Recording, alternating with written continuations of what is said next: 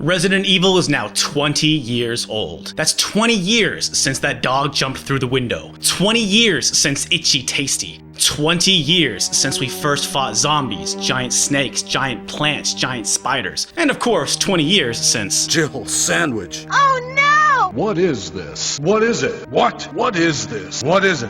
What is it? Few games have had a bigger impact on culture than Resident Evil. But the one question we are most interested in here on Recertified Classic, is it still good? Because some classics, no matter how old, got it right the first time and hold up just fine, while others are only quaint reminders of how far we've come. So, how does the father of survival horror hold up? Let's dig in. First off, a couple of things. I'm sure you know Resident Evil is the American name for Biohazard, as it was known in Japan. It was changed because Capcom USA felt it would be difficult to trademark Biohazard in light of other existing properties. Through an in-house competition, they picked the lovable, but terrible pun Resident Evil. Get it? Resident? It's because of the house. If you're just getting that now, it's okay. It took me like 20 years to realize that Phoenix Down is not about your character being down in combat, it's about feathers. Also, Resident Evil / Biohazard 1 is an incredibly difficult game to talk about because there are at least 6 North American versions of this game that are not only distinct from each other, but also from their Japanese counterparts. So in the interest of focus, we'll just stick to the original game. But before we put it in the hot seat, a little history. When you think about the making of Resident Evil, one name comes to mind, Shinji Mikami. And though he personally directed some of the series' best games and was the series' producer for nearly a decade, a little research shows this first game was the product of a perfect storm. That's not to say that Mikami isn't a genius. His pedigree of Goof Troop, which is a better game than you may realize, Dino Crisis, which was almost brilliant, and most importantly, Resident Evil 4, speaks for itself. However, if anyone should get the credit for guiding this game into greatness, it should be the man himself, Tokuro Fujiwara, who was credited as the general producer of Resident Evil and was the general manager of Capcom's console games division from '88 to '96. You may be familiar with his work. Wow.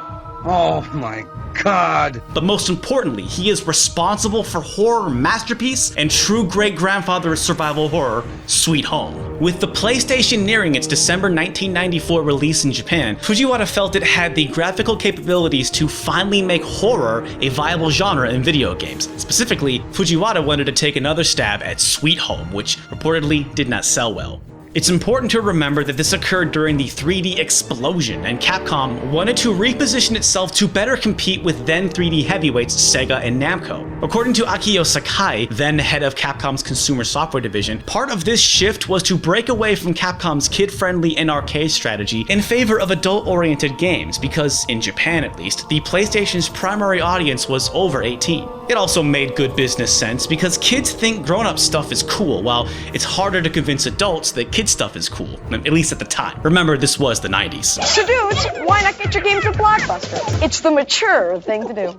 Capcom was also in need of a new IP after a few years of releasing mostly Mega Man and Street Fighter titles. Not to mention, they were definitely aware of their more violent arcade fighting rival Mortal Kombat. As the 32-bit era of gaming approached, it seemed like the stars aligned for Capcom to venture into mature, horror-themed video games. When Fujiwara approached Mikami with the idea of directing a new horror IP, Mikami told Fujiwara he didn't want to do it because he hated being scared. Apparently, this convinced Fujiwara that Mikami was right for the project because, quote, "You can't make a horror game if you don't have any fear."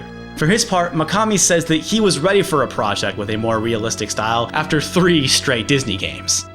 Development of Resident Evil started in 1994, with Mikami reportedly working solo on the game for the first 6 months. As is common in development, the initial game was conceptually very different from the final product. Though Mikami claims he drew a lot of inspiration from Hollywood horror, especially the Romero Dead series, the concept of the mansion with its flow, backgrounds, and scares were created with little attention to actual story because, in a way that feels really old school, Mikami felt that, quote, "A haunted mansion doesn't really need a story." Mikami, who we've come to realize is primarily a game designer first, storyteller second, if at all, What is this all about?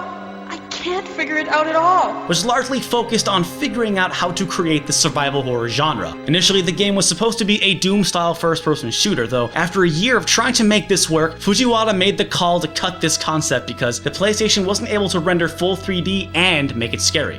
That's the man again, Fujiwara.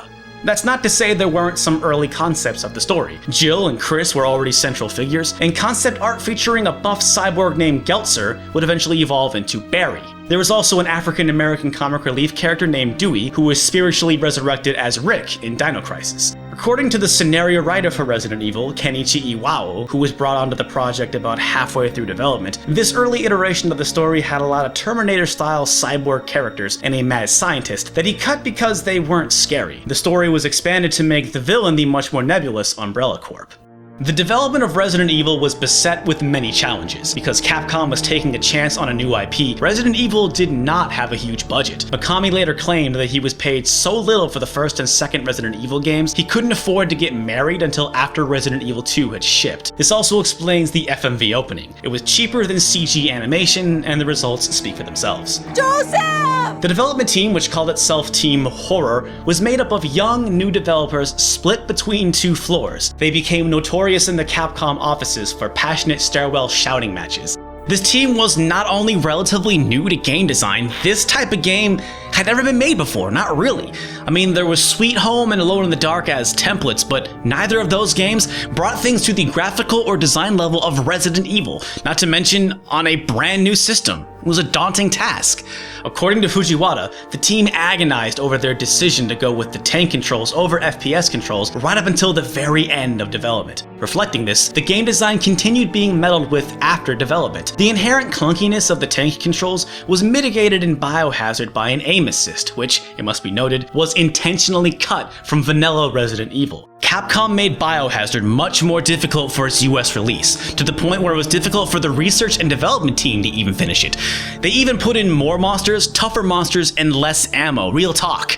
This game, Vanilla Resident Evil 1, was intentionally broken by Capcom USA in order to make more money. The 90s US game market was all about rentals, and Capcom USA thought if they made the game harder, Americans would have to rent the game more in order to finish it.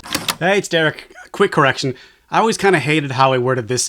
It's not the idea of they wanted you to rent the game more, they wanted you to rent it, not be able to beat it, which would then incentivize you to buy the game. That's what Capcom actually wanted you to do. Okay, and back to the video. Renting wasn't an issue in the Japanese market because it has essentially been illegal since 1984. We were unable to confirm this, but apparently, even the fourth dimensional interconnecting storage boxes were not in review copies of this game. Of course, if you grew up playing this game like I did, this is just how it was. It's a tough game, but I didn't really notice at the time, and it certainly didn't seem to affect Capcom's bottom line. Biohazard / Resident Evil came out in March 1996 and became a huge worldwide success. It was the best-selling PlayStation game until being dethroned by Final Fantasy VII the following year. 1 month after finishing Resident Evil 1, Capcom started work on Resident Evil 2, though a troubled development led to a handful of re-releases of the first game to hold over fans. And this is when we start diving into the weeds of the many different versions of Resident Evil 1, and like we mentioned at the top, it's a bit outside of the scope of this video. One thing worth mentioning is Capcom USA's voluntary censorship of the game, most notably the opening cinematic. The director's cut was supposed to be released uncensored, but because of a localization error, Capcom Japan printed and shipped a version that was still censored, something that personally bummed me out. Instead of reprinting the discs, Capcom chose the presumably cheaper avenue of removing the word censored from the back of future pressings. Fun trivia, the rare PC port is the only North American version with the full uncensored colored intro. Resident Evil was not just a huge hit, it launched one of the longest running and most successful franchises in video games. And that's not even the game's greatest achievement. Here are its claims to fame. Number 1, it brought horror to mainstream. It's not about who did it first, it's who did it best. Alone in the Dark, Phantasmagoria, nice try, but Resident Evil brought video game horror to the masses. We know that Sweet Home predates all these, but Resident Evil was the multi-million mega hit that put horror on the map. It's also special in that it's one of the only horror-style games that ditches the supernatural, a choice made deliberately to distinguish Resident Evil from other titles. It's one of the first departure points from its inspirations Sweet Home and Alone in the Dark, and it's still a departure from most other horror games. Silent Hill, Fatal Frame, Siren, shit, even Clock Tower all have some ghosty stuff going down. Granted, science run amok is technically supernatural by some degree, but there's nothing in Resident Evil you can't kill with a well-placed explosive round. Number 2, successful movement and combat in 3D. Resident Evil was released in 1996, and let us not forget how old that makes this game. Looking back, the third dimension was a tough hurdle for video games, taking 2 whole console generations to nail down. Regardless of where you stand on Resident Evil's tank controls and stationary camera, they were a pragmatic workaround for an entire industry that wouldn't crack that nut for years. Even just staying in 96, Resident Evil still controls and plays better than most 3D games, with or without the aim assist. Tomb Raider, terrible camera. Mario 64, be honest now, there's some terrible camera. Crash Bandicoot locked things down and removed camera control from the equation completely. The stationary camera and tank controls did unfortunately become a tradition that was never really meaningfully improved upon until Mikami himself shook things up with Resident Evil 4, but it was revolutionary nonetheless. Number 3 gave the PlayStation its first big exclusive hit.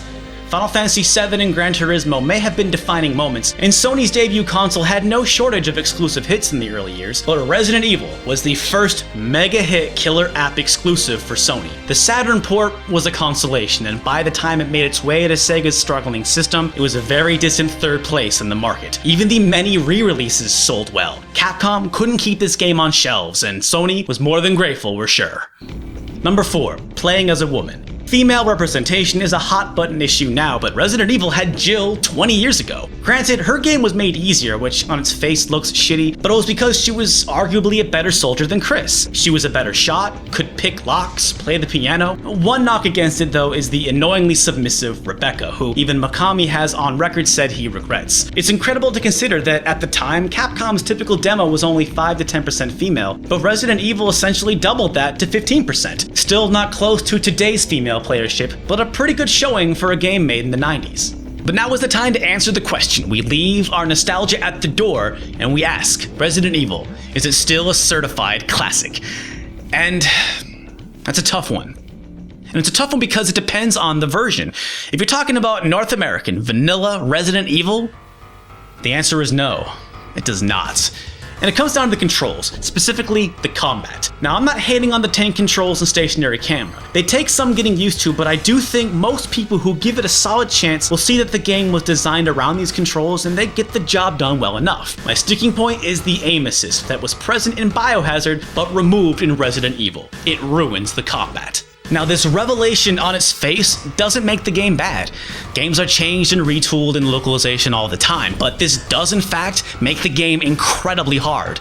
It's first apparent with the dogs and Snake Boss. They are more agile than the zombies, and the aim assist allows you to put distance between. But without that quick turn, it's nearly impossible to turn fast enough without taking damage. Walking backwards is your only meaningful option, and boy, is that cold comfort, and only really helps if you know where enemies are. Dogs aren't a common enemy, and the snake goes down pretty easy. It only goes truly rotten when the hunters come into the picture. They're swift, extremely deadly, and you are flat out not equipped to deal with them. In order to maximize the scare factor, Mikami designed the game so every enemy encounter could kill you. But moving like robotic tanks instead of actual people is not scary. It's frustrating and almost breaks the game. It didn't have to be like this, people. This is why tank controls got a bad name. Thankfully, it wasn't always like this. Capcom backpedaled with nearly every future Resident Evil release, at least all the ones we can get our hands on. Vanilla Resident Evil 1, the Saturn port, Vanilla Resident Evil 2, and its PC port are the only North American region Resident Evils without the aim assist. That's right, the only ones. Hey, it's Derek from the future. Quick correction, Resident Evil 2 on PlayStation does have the aim assist, does have the auto aim. It's just not on by default. You can turn it on in the options, but from here on out, most Resident Evil games would then have the auto aim, would have the aim assist on by default. So, quick correction there. My bad. Back to it.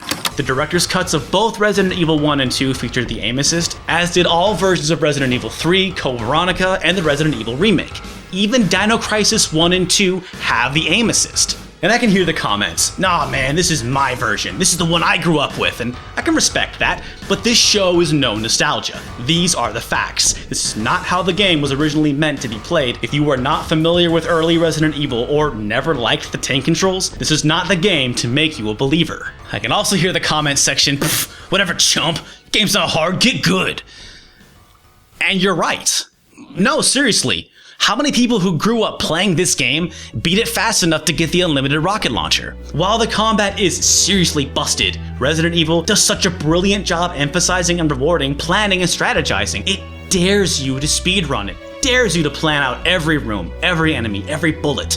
With enough practice and planning, the hunters are no problem. So if you're a Resident Evil super fan and you've somehow been sleeping on the vanilla Resident Evil, it's a must-have. And again, I think Capcom knew this. It stands to reason why the unlockable mode in the remake that brings all these things back is called Real Survival Mode. It's the version for the real hardcore fans of Resident Evil. But for everyone else, I recommend the director's cut. Outside of featuring a few new modes, the otherwise series standard aim assist makes the combat so much more manageable. However, the only version currently available on PSN is the director's cut DualShock version, which has terrible music. So I recommend either the DS port or the non-DualShock version, which in its earliest run came with a Resident Evil 2 demo disc. But the combat aside, I think this game holds up just fine, provided you don't mind the item management, puzzles, and cheesy voice acting the series is known for. Resident Evil 1 is a groundbreaking game that simultaneously invents and nearly perfects something new, though not all versions are for everyone. Hardcore fans owe it to themselves to track down the vanilla release. While for everyone else, I recommend the non-DualShock Director's Cut or the DS port. Thanks for watching. If you liked this video and want more video game documentaries and reviews, I recommend hitting that subscribe button and checking out our other videos. On the left, we put Resident Evil 4 in the hot seat and see if it still holds up. And on the right, we examine how the new Doom redefines the retro throwback. Stop Skeletons from Fighting is a Patreon-supported show. Huge special thanks to all these wonderful people here. To see your name here and for access to other SSFF shenanigans, click the logo in the middle and give what you can. Or maybe tell a friend about the show. Thanks again for watching, and we'll see you again real soon.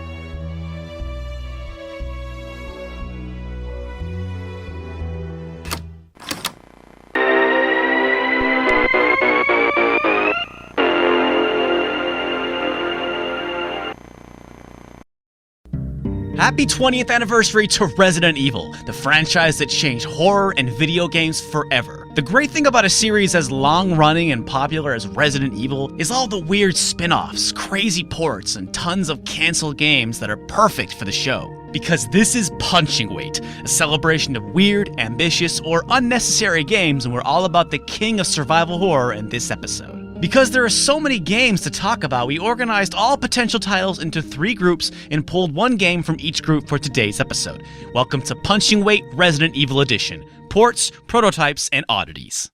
Our first game is well known to Resident Evil superfans, and if you didn't know its existence, oh buddy, strap in, because you are now looking at the original Resident Evil running on a Game Boy Color. Just take a look at this. Oh my God. Produced for Capcom by HotGen Limited, formed from ex-Acclaim devs, the reason you might not have heard of this game is because this is only a prototype. There are 2 known prototypes, with one allegedly 90% finished when Capcom pulled the plug, though not before infamously previewing it a handful of times in 1999. But still, 90% finished means a staggering amount of the PlayStation Classic was somehow crammed into a tiny Game Boy Color cartridge. Both Jill and Chris's scenarios, the mansion, the guardhouse, and apparently with a little bit of hacking, the lab too. Every camera angle, room, cutscene, and puzzle was painstakingly recreated as best it could be. It's just incredible. Like, they almost pulled this off. It is a game truly punching way above its class. You'd think it a fool's errand to try and make a 32-bit polygonal action game on a Game Boy Color, and you'd be right. While no doubt a number of extremely talented and hardworking people lost months of their lives on this project, Resident Evil on the Game Boy Color is terrible. Yes, this is an unfinished build, but movement and aiming are so awful, it's hard to see how this could have actually worked. It's one thing when you're dealing with polygons. Once you've rendered your model, you just need to flesh out the animations for turning, shooting, and stabbing. But when you're all pixels, you have to draw out every single movement, and only a few megabytes of space don't leave much room for nuance. Take this room, for example. To show depth, dozens of assets had to be drawn as Jill walks further from the camera. Like, look at that tiny mess of pixels. That's supposed to be her standing by the bar, like this. And for each one, there needs to be frames for the handgun, shotgun, knife, the waiting animation, etc. It's an impressive feat, but maybe not one worth shipping to your local Babbage's and Funkoland. Now, Dragon's Lair, on the other hand, no problem, but that's a different video. This game should by no means be your first exposure to Resident Evil, but this prototype is a fascinating piece of software for fans of the series and weird games. It was apparently HotGen's first project, and though it ended tragically, you gotta respect their passion. Crazy? Genius? Both? Whatever the case, we salute you, Resident Evil Game Boy Color team. What about the Game Boy Color Resident Evil that actually did come out? Our oddity this episode is Resident Evil Gaiden. Gaiden is Japanese for side story, and that's very fitting here. The game is unlike any other in the series, but of course it is. Not the technical marvel of its unreleased kin, it is a smarter game because the team at M4 Limited realized in order to do Resident Evil on the Game Boy Color, you gotta start from scratch. Capcom was obviously dead set on getting Resident Evil on the Game Boy Color, and they were just the ones to figure out how. For what it's worth. You play as STARS member Barry Burton out to find Leon Kennedy stranded on a luxury cruise ship full of dogs.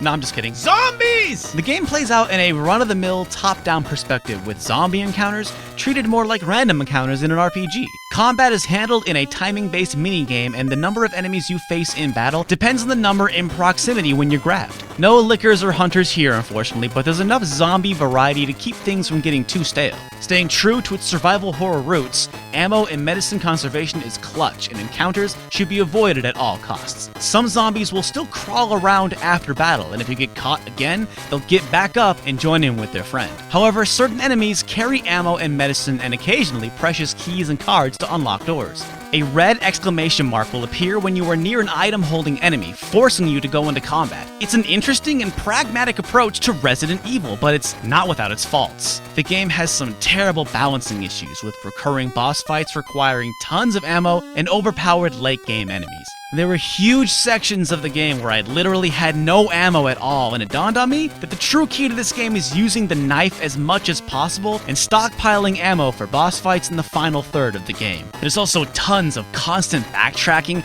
and too many times where I used a key to unlock a door, only to find another key for another door. It's a very padded campaign. Most surprising was Gaiden's story. Putting aside the euphoria of playing as Barry Burton, Resident Evil's only bearded protagonist, Oh, Barry! Gaiden features a great story written by Code Veronica director Hiroki Kato with well-written dialogue and lots of twists and turns. The story is non-canon, so they have some fun with that ending. Plus, some of the zombie art is fantastic. I love the save screen. No idea how this game avoided a mature rating. A while ago, I made a video about Resident Evil Survivor, and I concluded that the critics were probably right. If it ain't the worst Resident Evil game, it's definitely up there. But I received dozens of comments saying, no way, Gaiden is the absolute worst, and I calls them like I sees them. I've now played them both. Survivor was little more than a shallow House of the Dead cash grab with or without GunCon support. And while Gaiden may have its faults, I think its gameplay is charming and its story is surprisingly well done. Plus, Gaiden has Leon and Barry. Survivor just has some guy with abnormally sized hands. It's too bad no one thought to port Resident Evil precursor Sweet Home to the Game Boy Color, but Resident Evil Gaiden ain't so bad. But if you really want evil on the go, I highly recommend our port, Resident Evil Deadly Silence for the Nintendo DS. The original has many versions, and while your average Resident Evil freak no doubt has most of them, if I had to recommend just one, it would be Deadly Silence. First, it's a port of the PlayStation Classic that looks and sounds nearly as good. Despite being M-rated and released in 2006, the intro is still censored. I don't know, maybe someone at Capcom lost the original tapes, but Kenneth's head made it in. Hi, Kenneth. You might worry playing a horror game on a portable system would destroy any possible tension or scares, but with a good set of headphones and some dimmed lights, you'd be surprised how a game like Resident Evil can still be spooky on a handheld. Okay, but here's the real reason this is the best Resident Evil 1. We got skippable door animations, manual reloads in-game, 180-degree quick turns, aim assist when drawing your weapon, knife mapped to the L button and never in your inventory, ammo always on screen, health always on screen, map always on screen. It's still the same game, still with them tank controls, but all these little updates make a huge difference. This game has never played better. These changes to the gameplay cannot be toggled off, and while Resident Evil purists may cry foul, most of these changes made their way into the latter-day Resident Evil games anyway, so I don't see the problem. Hey, if you want the original game, not like it's hard to find or anything. The other big inclusion is Rebirth Mode, which is the same campaign but with stylus and microphone minigames and new enemy layouts. It's like a second quest mode where things are switched around a bit. Unfortunately, there's no battle mode. You'll still have to track down the Saturn port for an early version of Mercenaries. Though there's the Master of Knifing minigame that I still need to unlock on my cart. Derek, what are you doing? Not now, I gotta become the master of knifing! There's also Versus and Cooperative mode, which actually sound a bit like battle mode, but they require an extra copy of the game, so unfortunately I can't comment, but think of it as a cherry on top to a fantastic port of a classic horror game. That's it for this episode of Punching Weight. As always, we'd love to hear your suggestions for future episodes. Stop Skeletons from Fighting is a Patreon-supported show. Special thanks to our wonderful supporters near and far. If you'd like to support the show and see your name here, click the logo and give what you can. Be sure to subscribe if you want to see more, and check out the previous episodes of Punching Weight. Thanks for watching, and we'll see you again real soon.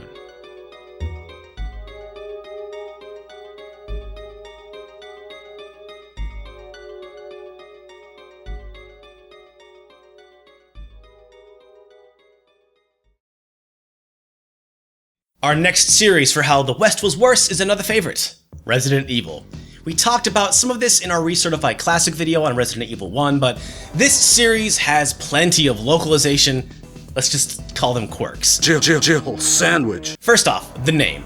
Resident Evil is the result of a naming contest held within Capcom USA because the Japanese name, Biohazard, would be too difficult to trademark in the US. This was a great name for the first game, which took place in a house, but it lost most meaning when the series became a monstrously successful globe-trotting hit. While all localization decisions come down to how much money you think you could make in a certain market, this is especially true for gameplay decisions made for Resident Evil. It was pretty common for Japanese game difficulty to be altered for the international market, and this was basically because of one factor, one not present in Japan: rentals. Vanilla Resident Evil 1 had the auto-aim purposefully taken out so that it would make the game harder and take longer to finish, meaning more rentals. And we got this little fact wrong in our Recertified Classic video, so I want to take a second to correct it. Resident Evil 2 also had a easier Japanese version, though you can turn on the auto-aim in the US version. It's just not automatically on like it is in the Japanese version. These sorts of difficulty differences would continue for many titles throughout the series. Resident Evil trafficked in video game violence during a time in the US where that was more controversial. The first game in particular had its fair share of censorship, and here are some highlights. The opening cinematic had a few things changed, like Chris's smoking, drugs are bad kids, and poor Joseph's gory demise. For the director's cut version of Resident Evil 1, Capcom promised to release the uncensored version, but accidentally shipped it censored. Another version, the DualShock release, had the infamous Mamoru Samuragochi soundtrack, and, well, that's not censorship or localization, that's just really how everyone got it worse.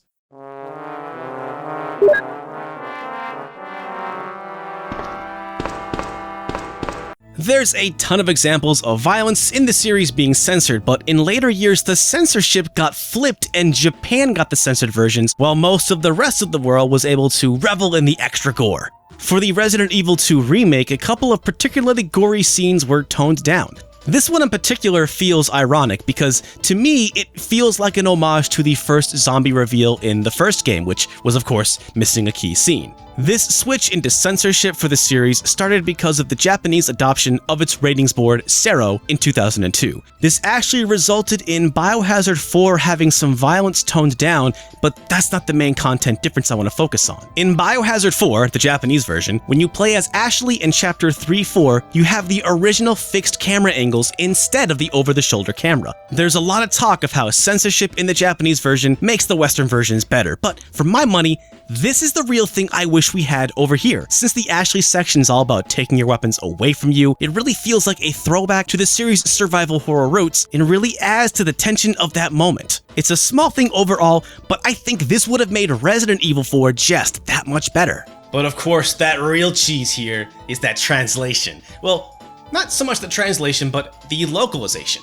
Resident Evil is infamous for its terrible/wonderful voice acting, but we think a lot of the problems with its script are due to a too literal translation, meaning Resident Evil didn't suffer from a bad translation, but a bad localization.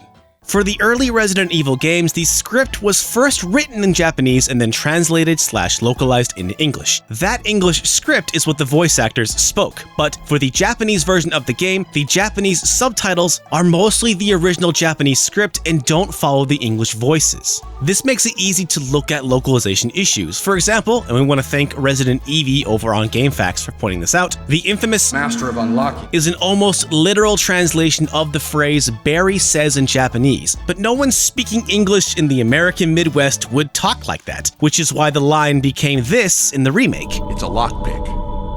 You'd make better use of it. Which is not as fun, but it is a better localization of the line.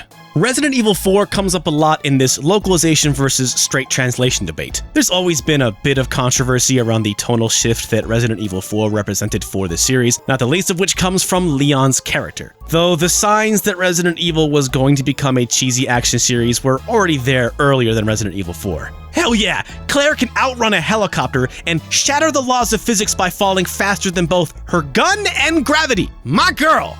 Anyway, while the idea that Resident Evil ever had a consistent tone is kinda hilarious, there are some valid complaints that Leon had a personality shift between Resident Evil 2 and 4. Can't remember the name, huh? A senior moment, perhaps. His cocky, smarmy action guy attitude was not present in the Japanese subtitles for Biohazard 4. The best example of this is my favorite line in video game history. Where's everyone going? Bingo? Makes me laugh every time. But in the Japanese script, this line is instead simply "do nateru," which, thanks to Harada Sensei, I know is a very standard what's happening / what's going on. No jokes, just a simple statement of confusion. Do nateru. So this makes the bingo line a poor literal translation. There's sadly no mention of bingo in the Japanese script. However, I think it's an amazing localization because it gives RE4 a cheesy action movie feel that I think is fitting for how over the top and bananas that game is.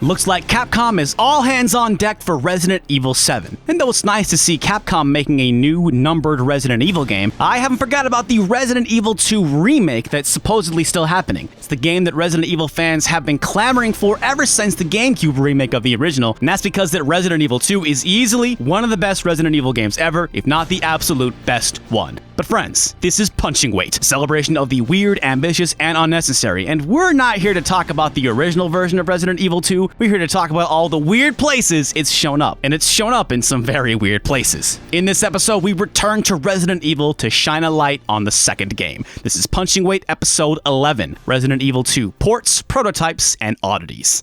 Like our last Resident Evil episode, we begin with a prototype. This one may not be as well known because unlike the Game Boy Color port of RE1, the Game Boy Advance port of RE2 was never advertised or shown to the public, but it does exist and was leaked online a few years ago. Ladies and gentlemen, this is Resident Evil 2 on a Game Boy Advance. Coming to us from Italian developers Ray Light Studios, this tech demo uses the same Blue Roses engine that powered their also impressively ambitious and frequent Punching Weight request port of Smashing Drive for the GBA. However, while that game shipped, Resident Evil 2 is a very short proof of concept. It's a fantastic glimpse into what might have been, but unfortunately is very light on features and content. It's a showpiece for Ray Light's Blue Roses engine, which does an impressive job rendering 3D models. As such, the zombies look entirely different, though Leon's model was pretty accurately remade. I love that walk animation. Shit, that ain't a walk, that's a strut. Huh.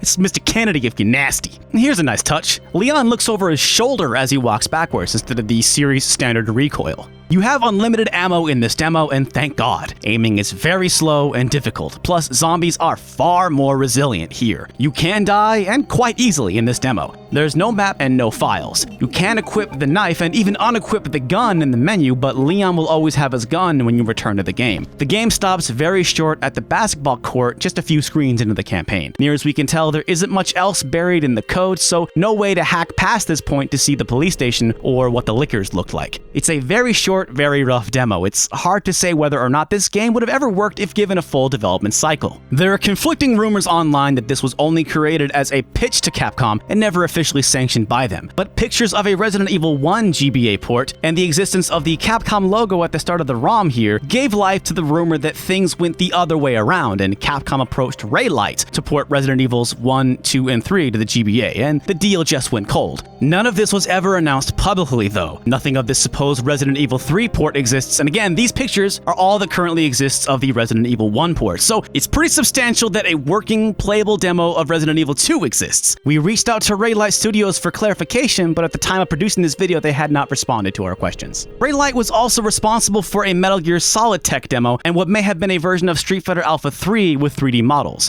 Hey, here's an update. 10 days after this video was uploaded, Raylight responded to our email. So 9 years later, I can share this info. I was able to confirm the crew responsible for this demo. Their names are on the screen now. Capcom did not come to Raylight. They developed the pitch themselves, sent it to Capcom UK, who forwarded it to Capcom Japan, who turned the project down just because the GBA was not suitable for mature rated games. Alright, then take out the blood and make it a teen rated game? I don't know. Playable prototypes of Resident Evils 1 and 3 of the GBA were never actually made.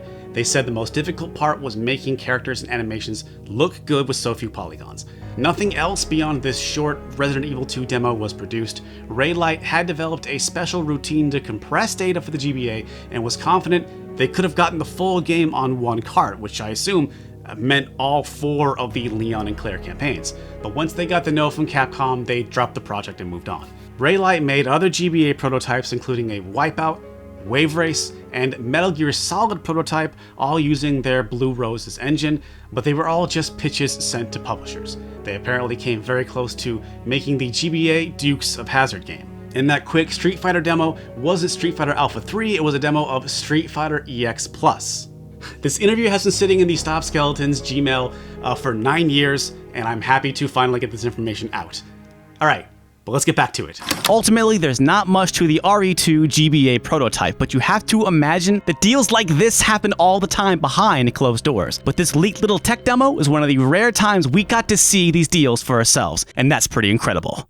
If you want a legit way to take Resident Evil 2 on the go, there actually is a way, but not where you'd think or really want. The Tiger GameCom. The Tiger GameCom was a portable cartridge-based system from the makers of those cool, cheap little LCD games. Released in the fall of 1997, it had a touchscreen, internet capabilities, a packed-in version of Solitaire, and the earliest models featured 2 cartridge slots. The system managed to secure some pretty impressive third-party support. Duke Nukem 3D, Mortal Kombat Trilogy, Sonic Jam, and our oddity for this episode, Resident Evil 2. Even with big-name titles like these, the system allegedly sold fewer than 300,000 units over a 3-year span. But don't feel bad for Tiger. They bounced back in a big way by co-creating the Furby with Hasbro. The Gamecom port of RE2 is pretty faithful, but makes huge concessions to make it work. Screens don't recreate the camera angles of the original game, but the backgrounds do faithfully recreate many familiar locales around the gnarled remains of Raccoon City. Though I'd wager those not intimately familiar with RE2 would be hopelessly lost in the police station, because even I got turned around a bit.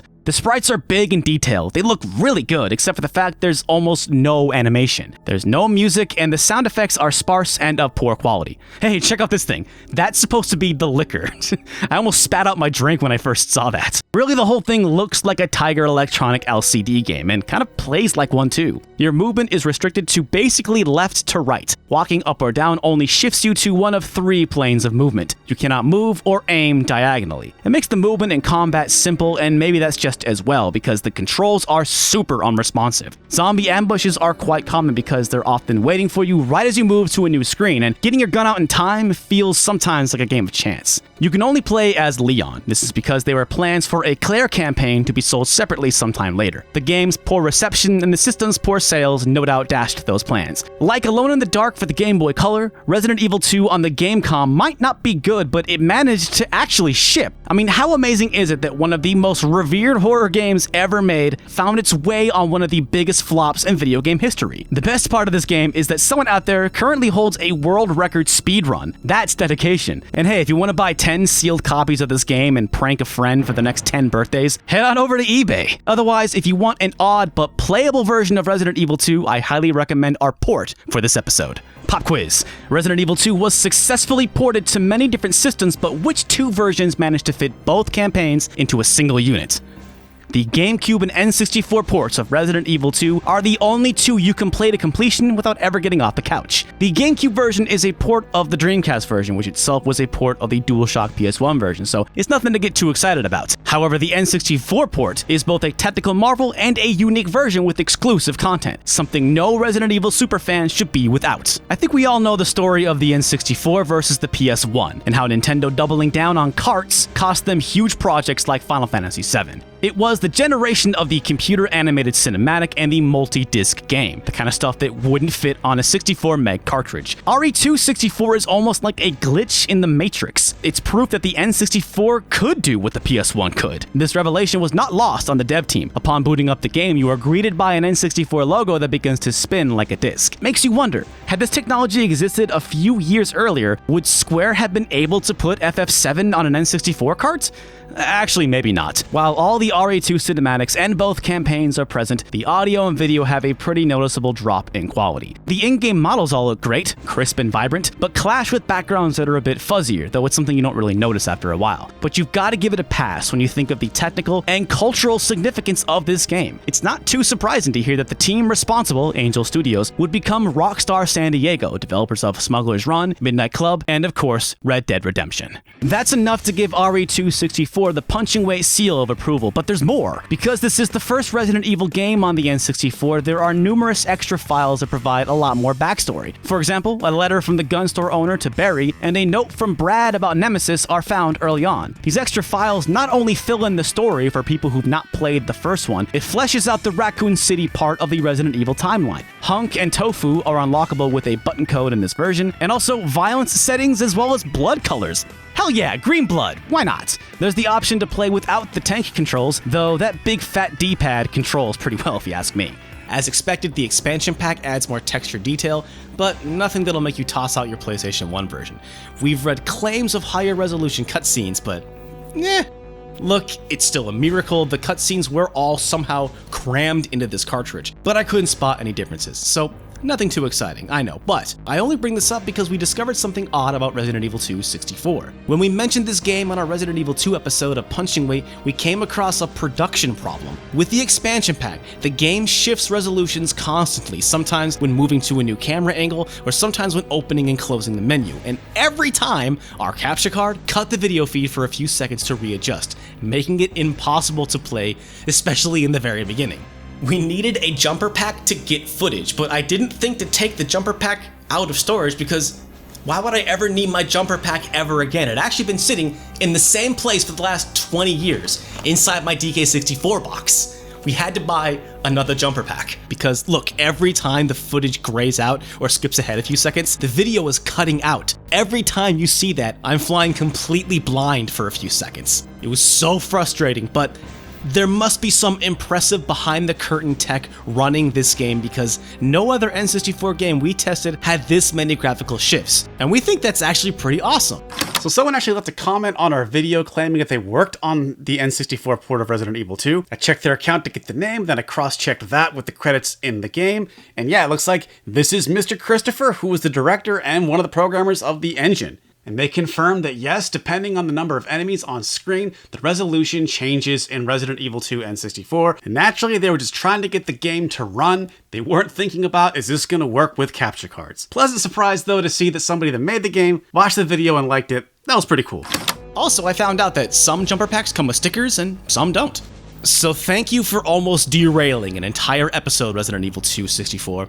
But you're a fascinatingly weird game, and we love you. The other big exclusive is the item randomization mode. While it lacks the extreme battle mode found in the DualShock version, beating all 4 campaigns unlocks this exclusive mode found only in the N64 version. In fact, it's the only mode of its kind in the entire series. The randomizer mode in RE2 64 is not creating new levels or environments, it's randomizing ammo and health items. There are some weird rules to this, and we had to test it a few times to understand the quirks of the system. It doesn't change the placement of key items, like keys, medallions and rubies and so on, so you're still able to theoretically finish the game. Second, item locations don't change. For instance, there's always 2 items hidden behind the desk in the East office, but what items you find change. However, saving and loading didn't produce different items for a specific playthrough, so it looks like they're set when you start the game. Also, items don't start randomizing until the police station, and near as we can tell, ink ribbons don't get randomized either, which the designers probably did to ensure that the game wasn't too difficult. But once you get the key card from Marvin, things start to get drastically different. Like the item found on the liquor room corpse, for example. In our first 2 playthroughs, we got 2 different amounts of handgun bullets, but on our 3rd playthrough, we got flame rounds. Leon gets the small key in the interrogation room like normal, but one time for Claire it was an herb,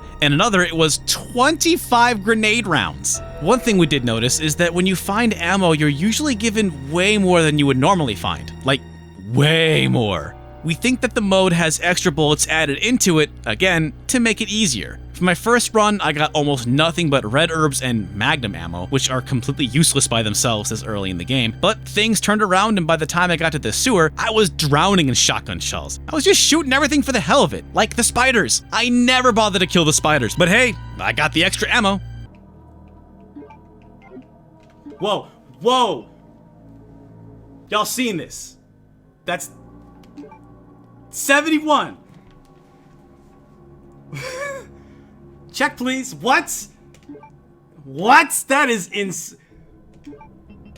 is the best mode ever. There aren't enough enemies left in this game for me to use 71 rounds on.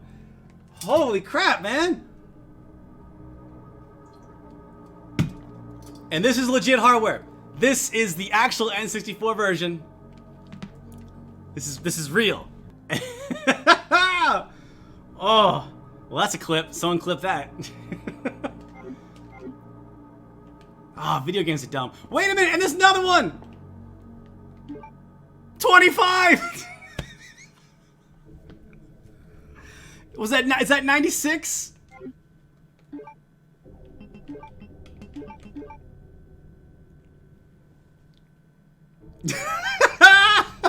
Though things can get tense, this does make the randomizer mode kinda easy. This is very different from most fan-made randomizers, which, while usually still completable, can be absolutely brutal, like our editor Sober Dwarf's playthrough of the Resident Evil Remake randomizer mod. Why is Barry replaced by a tyrant? Why? Alright, do I got it? Oh gee, ow! Come on. RE264's randomizer mode is less of an extra challenge and more of just a dumb, fun, good time. Which, hey, that's enough for us.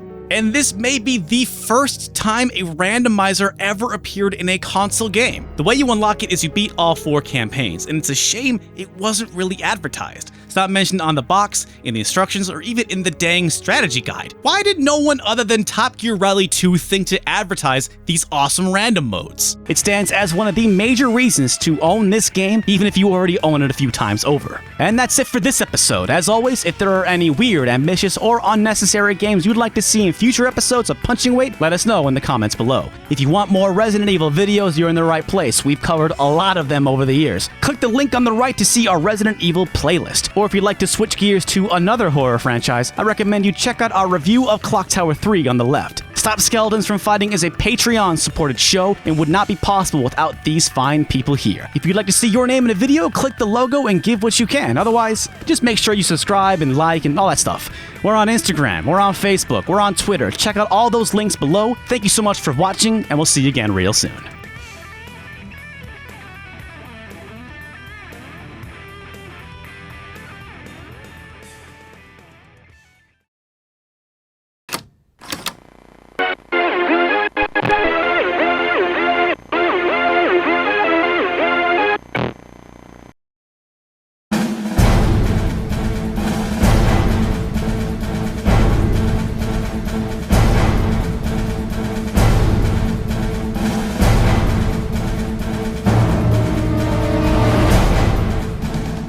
One of the most wildly successful and re-release horror games of all time, Resident Evil 4, is without question one of Capcom's most celebrated games among critics and players alike.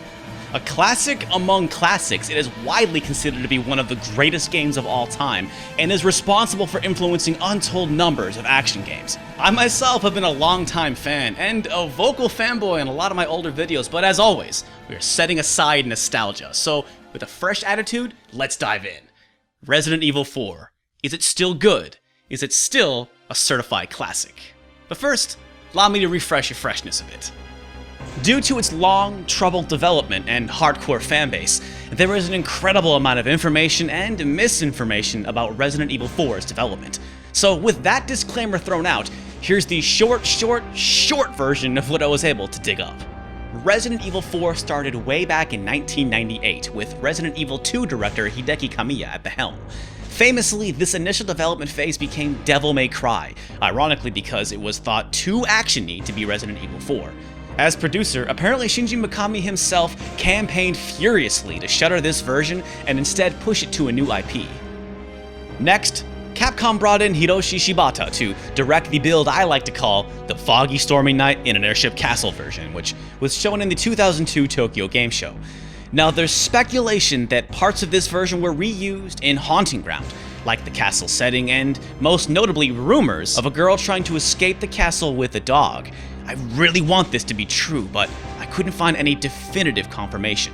I like to think that this is the dog that made its way into the final cut, putting Haunting Ground and Resident Evil in the same fictive universe, but either way, this version was scrapped too for not being a big enough evolution. The next phase would be the quote-unquote Hookman prototype, which to me always looked more Silent Hill inspired. It was shown at E3 2003. While this is happening, the business side of things get interesting. Despite a string of hits on the newly minted PS2, in 2001 Capcom announces Resident Evil 0, the Resident Evil Remake, and Resident Evil 4 as GameCube exclusives. This gamble with Nintendo doesn't pay off, however. Capcom has a bad year with all of its 2002 releases, underperforming to the tune of a $163 million loss. As a result, Shinji Mikami, director of the remake and then producer of RE4, is given an ultimatum. RE4 better sell or else. So, he scrapped the Hookman build and stepped in as director, ousting Shibata, though he would still be top billed under Mikami as a lead designer. After these 3 versions, there was supposedly a 4th prototype that finally resembled the more action-focused version of Resident Evil 4 that shipped. While there is speculation that this one featured zombies instead of the more able-bodied villagers and hooded creeps, this build was never shown to the public and there's not a lot of information about it. Now up to this point, RE4 had twice been announced as a GameCube exclusive, first in 2001 with 0 and the remake, and then in 2002 along with the marketing disaster known as the Capcom 5. But on Halloween 2004, 2 months before the GameCube version even shipped, Capcom announced that Resident Evil 4 would be coming to the PS2 on the following Halloween. Clearly some stuff went down behind closed doors, because this game shipped with only for GameCube still on the cover. Even with a 10-month head start, the PS2 version handily outsold the GameCube version by nearly a margin of 2-1. Resident Evil 4 would go on to become an enormous hit, though not before what Shinji Mikami swore would never happen. Again, this is the very abridged telling of what is known. We may never know the full behind-the-scenes story, but we do know the lasting impact of Resident Evil 4.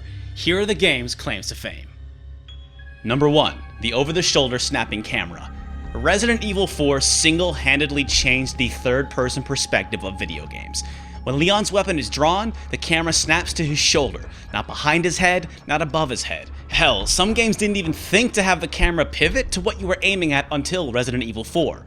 Grand Theft Auto, Uncharted, Gears of War, Batman, Dead Space. After Resident Evil 4, this became the standard for third-person action games, though the requisite crouching behind waist-high walls came later and from different sources.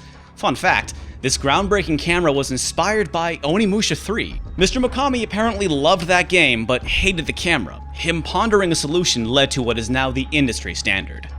Number 2, QuickTime events. Now, before you start yelling at the screen, yes, QuickTime events suck. And yes, Shenmue deserves their credit for really creating them, but God of War was the one that started the trend of obnoxiously shoving QTEs into everything. I don't know if a game has since had smarter use of QTEs than Resident Evil 4, using them almost exclusively in cutscenes and as defensive moves. But either way, QuickTime events are a part of video games, and Resident Evil 4 is one big reason for that. Number 3, it saved Resident Evil and brought horror to action. In the time between the Resident Evil remake and Resident Evil 4, the series was in a bit of a lull. I don't think Outbreak and Dead Aim was setting anyone's world on fire, and Silent Hill was busy putting out the series' finest games. Other than the likes of Nightmare Creatures or The Suffering, you know, those timeless classics, action was action and horror was horror. Resident Evil 4 changed that, plus put the series back on the map. And yes, RE4 does not feature zombies, and even I will agree it's not very scary. There's still plenty of horrifying things that happen along the way, and some fun, creepy environments. If you actually want the shit scared out of you, you should check out Silent Hill 2, but you can still play RE4 in the dark and have a fun, spooky good time. Now, that's all fine and dandy, but let's get down to brass tacks. Resident Evil 4, is it still good? Is it still a certified classic? And the answer? Yes! But it shouldn't be! Resident Evil 4 is out of control. Its long, bloated, hedonistic campaign is straining with set pieces, brimming with complex one-time use assets, crowded with weird puzzles, overwrought with bosses, a go-nowhere story with like 20 villains and characters that literally show up unannounced and then just leave. Every dev team that goes way over budget, way past their deadline, is way overly ambitious, thinks they are making this game. Resident Evil 4 is a goddamn unicorn. This game should not be good. I have a running hypothesis that all the scrapped versions weren't really scrapped, not entirely, because Resident Evil 4 feels like 5 or 6 games of varying size all crammed into one package. Remember that weird lava section with the fire-breathing dragons? That one hallway with pendulums? Where Ashley suddenly has a Class A CDL license? Listen, this entire video could just be, get a load of this crazy thing, or have you seen this weird Easter egg? But Resident Evil 4's set-piece insanity is exemplified here, in this moment. After avoiding a spike ceiling trap from villain number 143, Leon and Ashley stride down an otherwise innocuous hallway, when a gate suddenly separates the two and a giant grinder bursts through the wall. All you have to do is simply shoot the two drivers, sitting out in the open like Christmas chickens, to raise the gate and bring Ashley to safety. That's it! And you have like a solid minute to do it. How many man-hours went into building this sequence? The grinder, the collapsing wall. For what, like 20 seconds of gameplay? Of a game that, on your first playthrough, was like 20 plus hours? Yeah, 20 plus hours. That's like 5 Call of Duty campaigns. And holy shit, I don't even have time to talk about the Mercenaries mode, which is so big it did become its own game, but my god. Every little piece is polished to perfection. If compromise is one of the pillars of artistic creation, then what idea was too ridiculous for Resident Evil 4? It's even more impressive when you realize that outside of the village section, almost nothing is ever repeated. But that's really the problem here. RE4 has a rough start, and I think that's what turns away those few who don't share the enthusiasm. At first, you're saddled with weak, lame weapons, and it takes some time to adjust to that faint laser sight. The first big set piece in the village can be really tough. You're light on ammo, and even though they give you the shotgun, you're way under-equipped to take out that super tough chainsaw guy that spawns when you enter the house. Even though this scene features my favorite line ever uttered in a video game. Where's everyone going? Bingo? The whole thing was way harder than I remember it being. This is because the combat at first feels incredibly limited, more so now than it did in 2005. Between RE1's tank controls and RE4's stationary gunplay, Shinji Mikami is one of the kings of what I call stubborn game design. Basically, you can make your game control any way you want, so long as every aspect is supported in the gameplay. It's why Mega Man doesn't duck, it's why Simon Belmont doesn't move in the air, and it's why Leon goes into siege tank mode every single time he draws his gun. On paper, these seem like obtuse choices, and it's true, some people just can't wrap their brain around these concepts. But if you design your levels, enemy behavior, and combat encounters just right, it can elevate the experience to something unique and memorable. Leon doesn't move when his weapon is drawn. Now, this is something that's addressed in almost every game that came after Resident Evil 4, but let's break it down. Enemies will swarm you, but there's an invisible buffer around Leon that slows most enemies to a walk. Some will rush you, but typically after a brief pause. Feeling overwhelmed? Well, that's what shotguns, grenades, and the good old pistol and roundhouse kick combo are for. Even if one of them gets a hold of you, kicking them off sends out a small shockwave. There are many ways to push back the crowd. Managing the distance and controlling the crowd is the name of the game. Leon's view is very limited, but this is also smartly addressed. Now, cheap shots from behind are telegraphed by audio cues of maniacal laughter.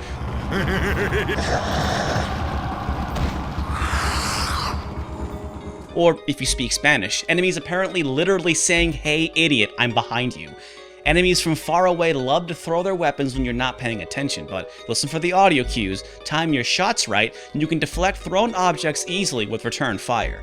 It's a complex symphony that will be completely undone with the strafing and dual joystick movement found in, say, Dead Space. Though I will concede that laser sight is really faint, but it wasn't long before I was scoring headshots from across the room with my Red 9. You get used to it.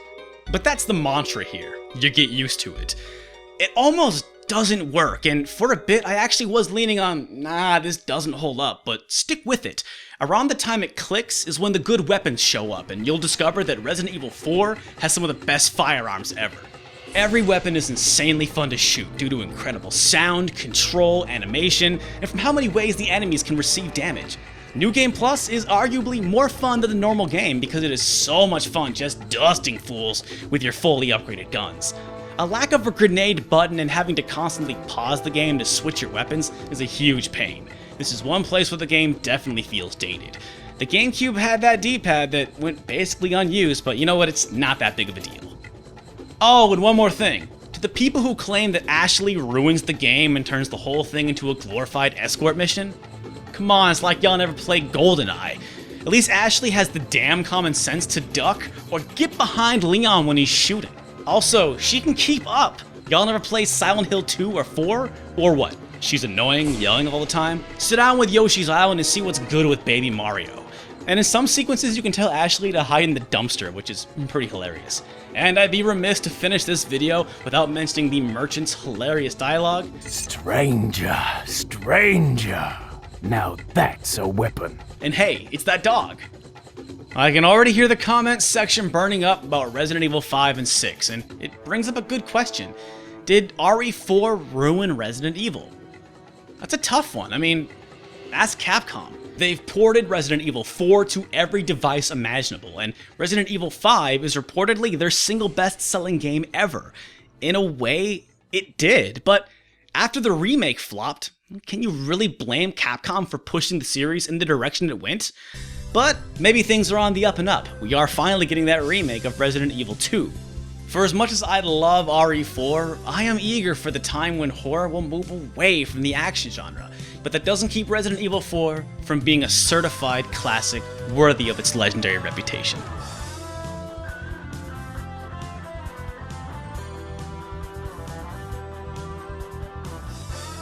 Thank you so much for watching. This is a Patreon supported show. Huge shout out to all my backers on Patreon. If you would like to support the show and have your name here, feel free to do that, or just keep watching, liking, and subscribing. We have updated our Patreon. We have new tiers and new milestones and new crazy stuff. Check that out. We have a live channel. There's old videos, lots of stuff. Thanks again for watching, and see you again real soon.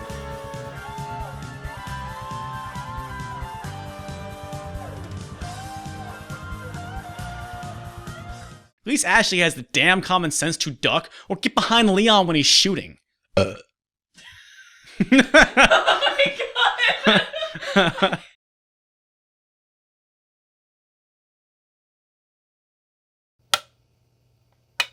Hey, I'm Derek, it's me, Derek, and welcome to Stop Skeletons and Fighting. For almost 15 years now, I have been playing and enjoying and loving Resident Evil 4. It's one of the best action games ever made. It's one of the most important action games ever made, and it's personally one of my favorite games. I've bought it numerous times, but only recently was I able to truly appreciate Resident Evil 4, because of all the great things Resident Evil 4 gave to the world, it gave us the greatest controllers of all time, the chainsaw controllers. These are real. There's one for the GameCube, there's one for the PlayStation 2, and we're gonna break them down. We're gonna break them down here for you. It's Halloween time, spooky. Ignore the fact that I'm wearing a Splatterhouse t-shirt and I'm talking about Resident Evil 4, but you know what? I'm doing my Biggie Man impression. I got 2 chainsaws. 2 chainsaws. Hopefully this gets up before Halloween.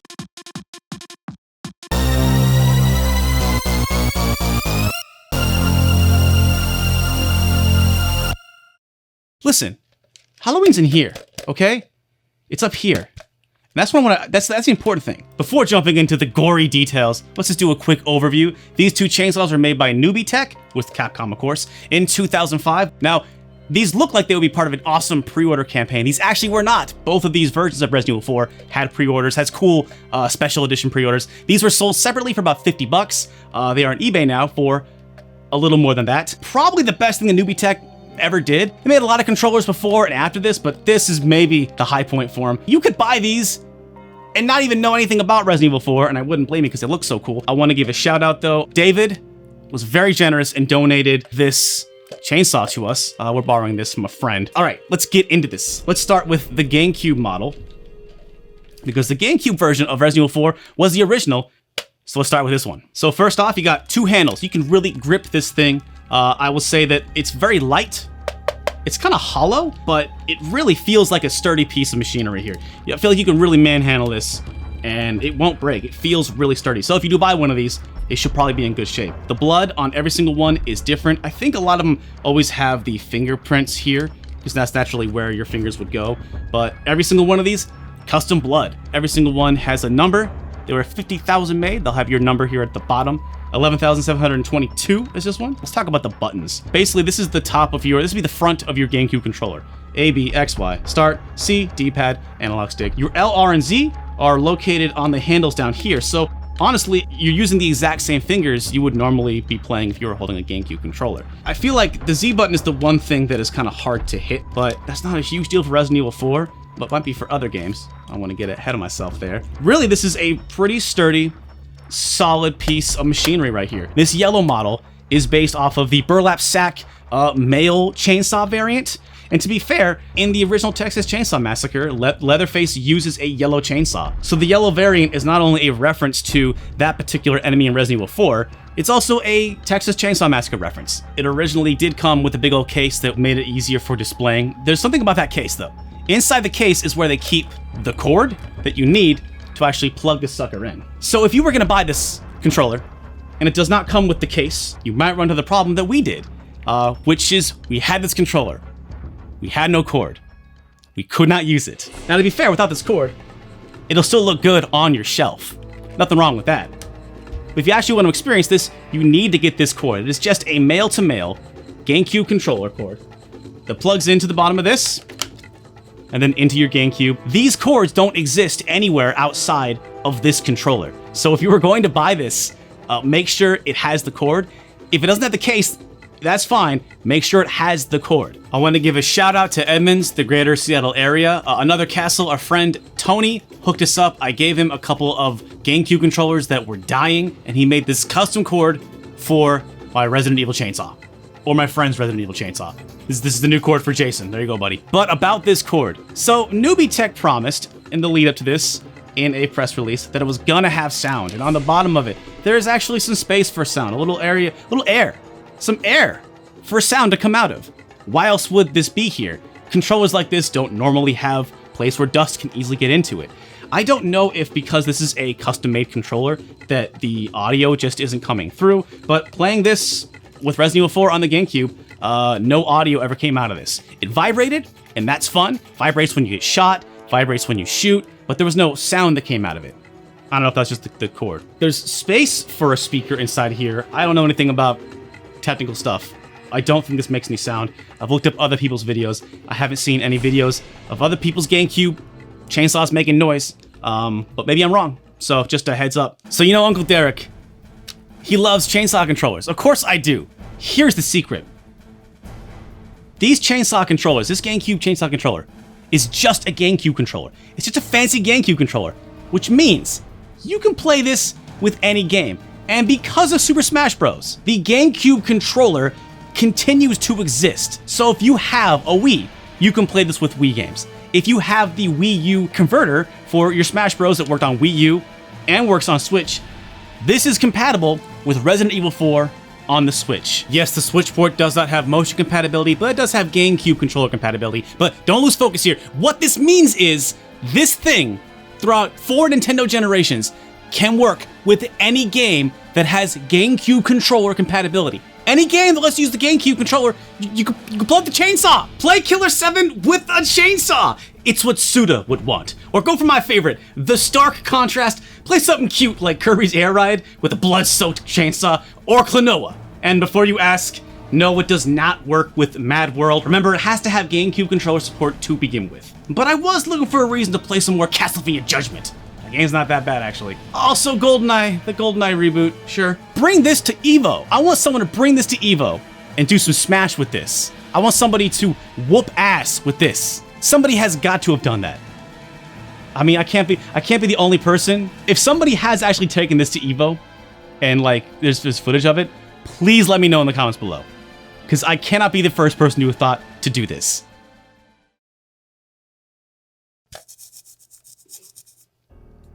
So the red variant. Before making this video, I didn't even realize that these two versions were actually any different other than the red. It is a heavier model. We have reflective now, and again, custom blood like last time. Hold on, actually I need to plug this in and show you. Here's one of the reasons. This is the better version.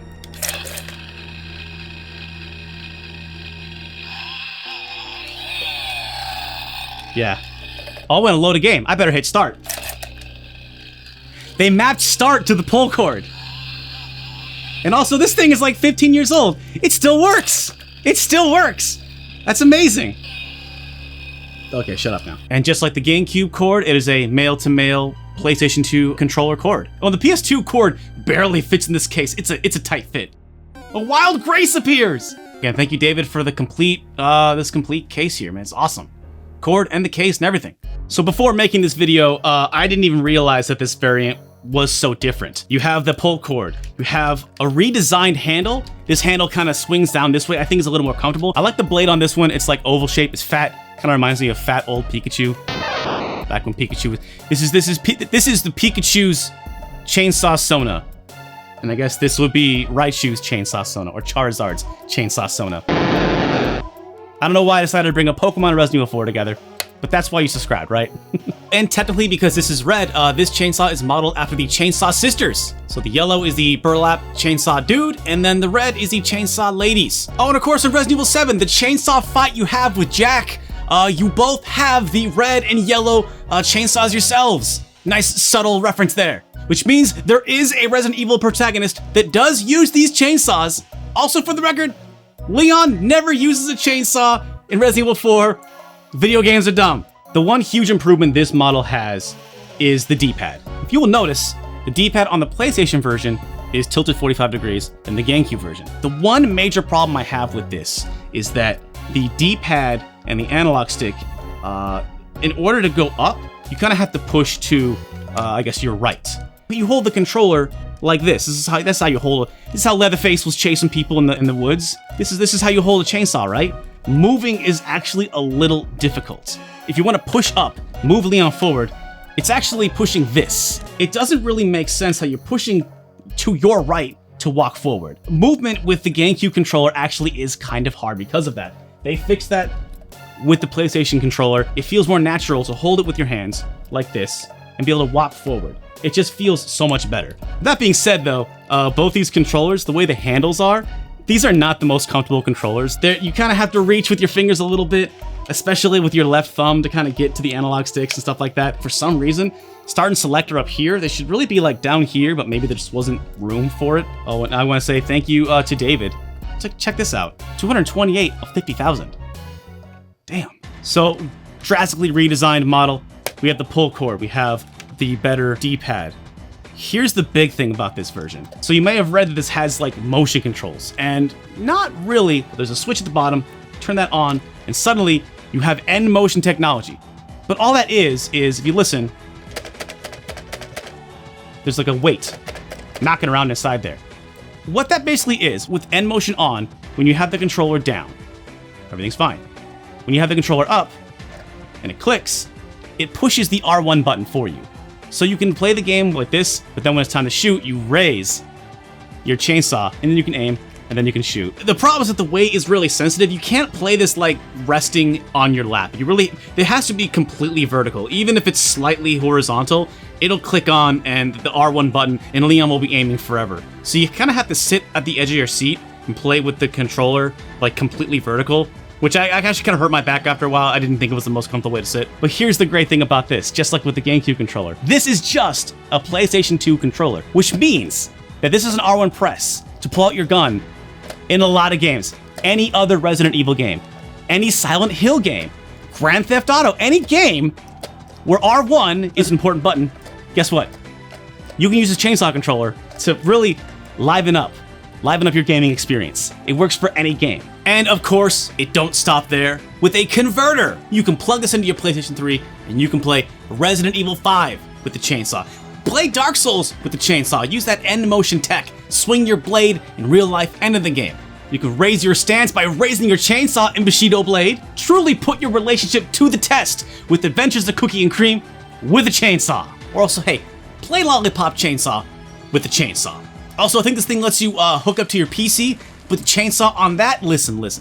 Life is so short. Put these chainsaws on as many systems as you can and have some damn fun for once. That's what I'll be doing. Thank you so much for watching. My name is Uncle Derek. This is Stop Skeletons and Fighting. These chainsaw controllers are really, really cool. I highly recommend them. Thank you, David and Jason, for letting us borrow this. Enjoy our Frankenstein cord. Welcome to the new outro. I had to shoot a new outro because for the first time in like 5.5 years on our last video, we put up the wrong thank you credits for our Patreon supporters. So here's an extra long, slow scroll for all the people. So I'm sorry. It is the first time in like the 5.5 years we've been doing this that we put up the an old thank yous crawl. So we have a new thank yous crawl here. This is the most recent thank yous crawl. Look at all of these names, all these people. We appreciate all of the people that have supported us over the years. And I also want to give a shout out one more time. At the beginning of the year, I was like, man, it'd be really cool if I had some fun, ridiculous controllers, and I appreciate that I'm now able to do a video on these controllers. So I hope you enjoyed this. Another romp through Resident Evil 4, another romp through awesome controllers. And if you want to support Stop Skeletons and Fighting on Patreon, it is only $1. It gets you early access to videos. That gets you to be in the chat room when we record our podcast. Lets you vote on new videos, new game club stuff. Hang out in our Discord. It's only $1, but if you cannot support us because the times are ridiculous and crazy right now, just tell a friend. When someone asks, what's the coolest, dumbest YouTube channel, you let them know it's Stop Skeletons and Fighting. Let them know it's Uncle Derek. And it's producer Grace. It's Launchpad the Hot Dog Gamer. Hey, bud. Yeah, he wants me to stop filming and finish this damn video so that I can go play with him. And I'm gonna go do that. Thanks so much for watching. Stay powerful, wear a mask, wash your hands. I'll see you next time.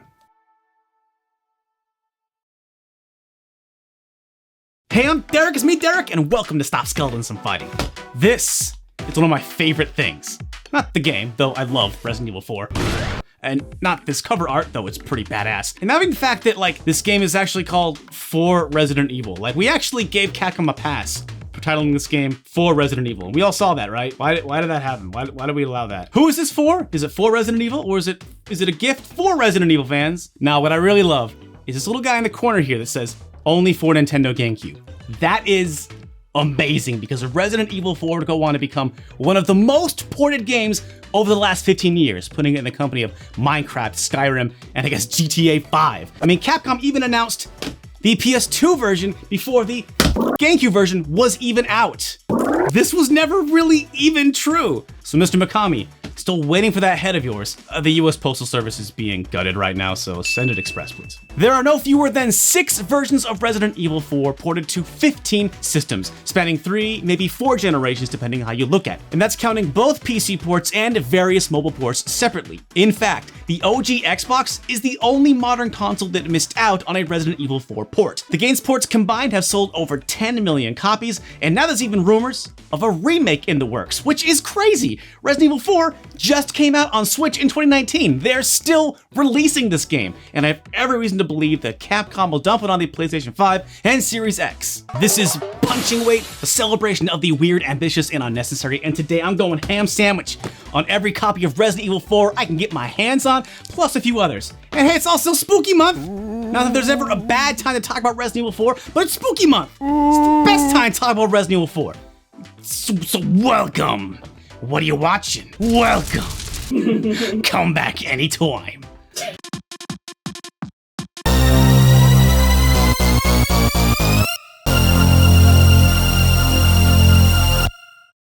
Let's start at the beginning. January 2005, the GameCube. While this version is the thinnest package in terms of content, it is still a damn fine version. It's got really solid graphics, runs and controls like a dream. There's only slight instances of slowdown. Right from the start, Resident Evil 4 was one of the most polished video games ever made. And maybe I'm old-fashioned, but this game always felt best on a GameCube controller. Maybe the only bad thing about this one is the size of the screen, which has some black bars because it's like cinema or something. Resident Evil 4 had an insanely troubled development, which I went over a bit in a video I made a few years ago. And in a lot of ways, I think we should be grateful to Nintendo and the GameCube for making this game possible. Even though Capcom walked back on their exclusive 5-game deal with Nintendo, I'm sure they got a bit of scratch from that deal that could justify the 6-ish year development hell. Oh no. And compared to the PlayStation 2, the GameCube was the beefier boy. Not the beefiest boy, but respectably beefy. And I think that extra beef helped make this game as tight, revolutionary, and gorgeous as it needed to be. If you want to get technical though, there is another version on the GameCube, Resident Evil 4, the trial version. A bonus disc that came with pre-orders. Item management is more like classic Resident Evil, including equipping the knife, and some items were completely reworked. And overall, it's just not as tight and polished. It ends right at my favorite line in video game history. Where's everyone going? Bingo? But the line reading is slightly different in this version. Where's everyone going? Bingo? Believe it or not, I got this trial version with my pre-order back in the day, and I was so unimpressed that I canceled my pre-order. I was like, nah man, Silent Hill 4, that's the future. I've been over this mistake before.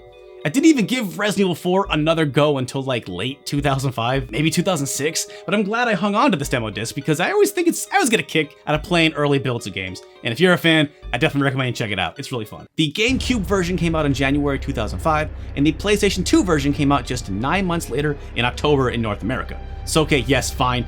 It was only on GameCube for a few months. And in a way, the PS2 version is the first true version of Resident Evil 4. Even though the visuals are a pretty substantial step down, Capcom came correct by giving the PS2 version a lot more content. The Separate Ways campaign for Ada, Leon's tuxedo costume and Ashley's armor costume, which prevents Ashley from being hurt or carried away, the PRL-412 laser cannon, which lets you one-shot enemies, and it's got progressive scan and true widescreen too. These would become part of the standard package from here on out, but they were made to make the PS2 port more enticing than the GameCube port. With all that said, there's another reason why I love this port. It looks terrible. The textures and lighting are way diminished, but it plays just as well, and that frame rate never falters, or never enough to bother my dumb butt. Listen, I am too dumb to care that much about graphics. When Uncle Derek wants to play a game, I don't want to worry about CRTs and upscalers and other whatsits. I just want to play the game, and as far as I'm concerned, this is one of the all-time great ports for how well it plays and how terrible it looks. And I will say this right now, this is not going to be the worst looking port we're going to be looking at, so cool it on the hate for the PS2 port. It gets the gameplay right and has all the bells and whistles, which at the end of the day is the most important. For the record, the PS2 port of Resident Evil 4 is the best-selling version, at least according to Capcom's numbers. The number 2 bestseller, and quite possibly the single best version, is on the Wii. To give you an idea how beloved Resident Evil 4 was even back then, this Wii port was released in 2007, 2.5 years after the GameCube original, and still sold 2 million copies. Most people must have double-dipped. Hell, I triple-dipped. And here's why. The Wii version offers all the bonus features from the PS2, the great graphics from the GameCube, but with the addition of motion controls. Some of the QTEs have been redone to incorporate waggle. Reloading is done with a waggle instead of a button press. One thing I really liked, if you are near a breakable object or enemy, a simple waggle makes Leon automatically lock on and swipe at the enemy. It makes saving ammo by knifing down enemies much easier. One major drawback though, there's no motion controls for the rifle. Zooming and aiming is done all on the nunchuck, which I felt made it way harder. But with nunchuck aiming, you can basically snipe with just a pistol. There we go. Red 9 all day, baby. And I mean, the combat in Resident Evil 4 is just so damn perfect. The ability to play with motion controls is amazing. This was the generation of the shoehorned motion controls, but not here, dude. Look at how easy it is to turn and aim at the same time. Now, Most every action game that was inspired by Resident Evil 4 took the over-the-shoulder perspective but added strafing. You cannot do that here. But being able to, say, turn to the right while aiming to the left makes Leon way more maneuverable. I've heard the argument that all this makes the game too easy, and I mean, that's fair. I mean, look at this, Headshot City, baby! But in my opinion, the action in Resident Evil 4 is so satisfying, it's maybe more enjoyable without any discernible challenge, but hey, that's just me. The Wii port still accommodates those who crave a challenge with the option to play with the classic controller or a GameCube controller. Though the GameCube controller compatibility is kind of hidden, go into the game, plug in your GameCube controller, unplug the nunchuck, and then boom, you are now playing an updated GameCube version. Of course, the Wii was many things, but it was not HD. Though with Wii component cables, you are given an extra boost, but it's still only 480p. Well, then there's the option of up-resing on a Wii U, but yeah, you're not getting full HD here. You're not getting 60 FPS. I don't know, that just ain't a deal breaker for me. This is still my go-to version when I'm itching for some Resident Evil 4. Let's move on from the Wii port, but we'll be coming back to it because almost every port since has kind of lived in its shadow. For example, the Ubisoft published PC port, which came out the same year, actually a few months before the Wii port. I'll give it credit. Look at thick Leon here. Look at this thick spine on Leon here. Wii, you got that normal svelte. You want that wide Leon. Look at that boy. Look at that boy. You can't compare that. It's like twice the size. That's twice the boy. I don't judge. This port has the distinct honor of being the lowest reviewed port of Resident Evil 4 at the time, and there's very good reason for that. Somehow in the development of this port, it was decided that there was no need for mouse support. That's right, all keyboard. Even that is just baffling. Like, the default setup has WASD as movement, right shift to pull out your firearm, left shift to pull out your knife, enter to shoot, and right control to run. It's actually not so bad, you kind of get used to it. However, the quick time events, they need to be seen to be believed. Instead of keyboard buttons, it flashes numbers on the screen. Now, these are not the literal numbers on your keyboard, but the controller inputs. 5 and 6? What does 5 and 6 mean? What is 5 and 6? 1 and 3? I died like 3 times at the first boulder on stream. It was embarrassing. We all had a good laugh. I didn't get all the way to the Krauser knife fight, but can you imagine? There is a link to the archive of my keyboard-only playthrough in the description below if you want to see that train wreck. We all had a good time. It is extremely awkward, but the game does assume you'll be playing with the controller by default, so at least it supports that. And with the controller, it plays fine. I've even seen videos of people modding in Wii motion support for this version. But at the time, man, Wii controls were the hot shit, and not at least having mouse support basically made this port a joke. Beyond the controls, it has all the features from the other games, even including what looks like the crappy cinemas from the PS2 version. I don't know if that's actually true, but the graphics of the game look fine, and then cut to super compressed cutscenes. Like, what happened? And then when it cuts back, it's whiplash. My neck hurt playing this game. One exclusive though, is that this is the first North American Resident Evil 4 to include the easy mode, previously Japan and PAL region only. This is kind of crazy to me because whole sections are just straight up missing in this version. A bunch of them, especially in the castle. Like for example, the clock tower, completely cut out. You can't even go up the stairs. Instead, the switch is just by the bridge. Just move on, forget it ever happened. And it's got a few other things you'd expect. You start with a shotgun. There are fewer enemies and more ammo stacks in your inventory. Like, I don't know if this is really a big deal to anyone else, but an entire different version of this campaign existed this whole time, and I never knew. I played through this whole thing at least 20 times, probably more. I would have absolutely loved to try something different. I found a really good video detailing a lot of these differences by YouTuber Araday. It's one of the few videos I've seen that actually covers this topic. There's a link below. I definitely recommend you checking it out. Now, just to be clear, this version is no longer available online. I actually had to buy a physical copy, and we were lucky that it included the required key from the instruction book. For all its shortcomings, at the end of the day, the 2007 PC version of Resident Evil 4, it's still Resident Evil 4. You can't really fault it too much. Plus, like all popular franchises that get ported into oblivion, things can get so much worse. And by the late 2000s, Resident Evil had been pretty lucky, at our expense of course. Resident Evil 1's ridiculous Game Boy Color port was cancelled. Resident Evil 2's Game Boy Advance port was only just a pitch that was never greenlit. There were a murder of little Java games, like way more than you'd think, but the series largely dodged the bullet. But finally, Resident Evil got that Garbo ultra-compromised port it deserved, this time on iOS in 2009. That's right, Resident Evil 4 Mobile Edition for iPhone, iPad, and iPod Touch.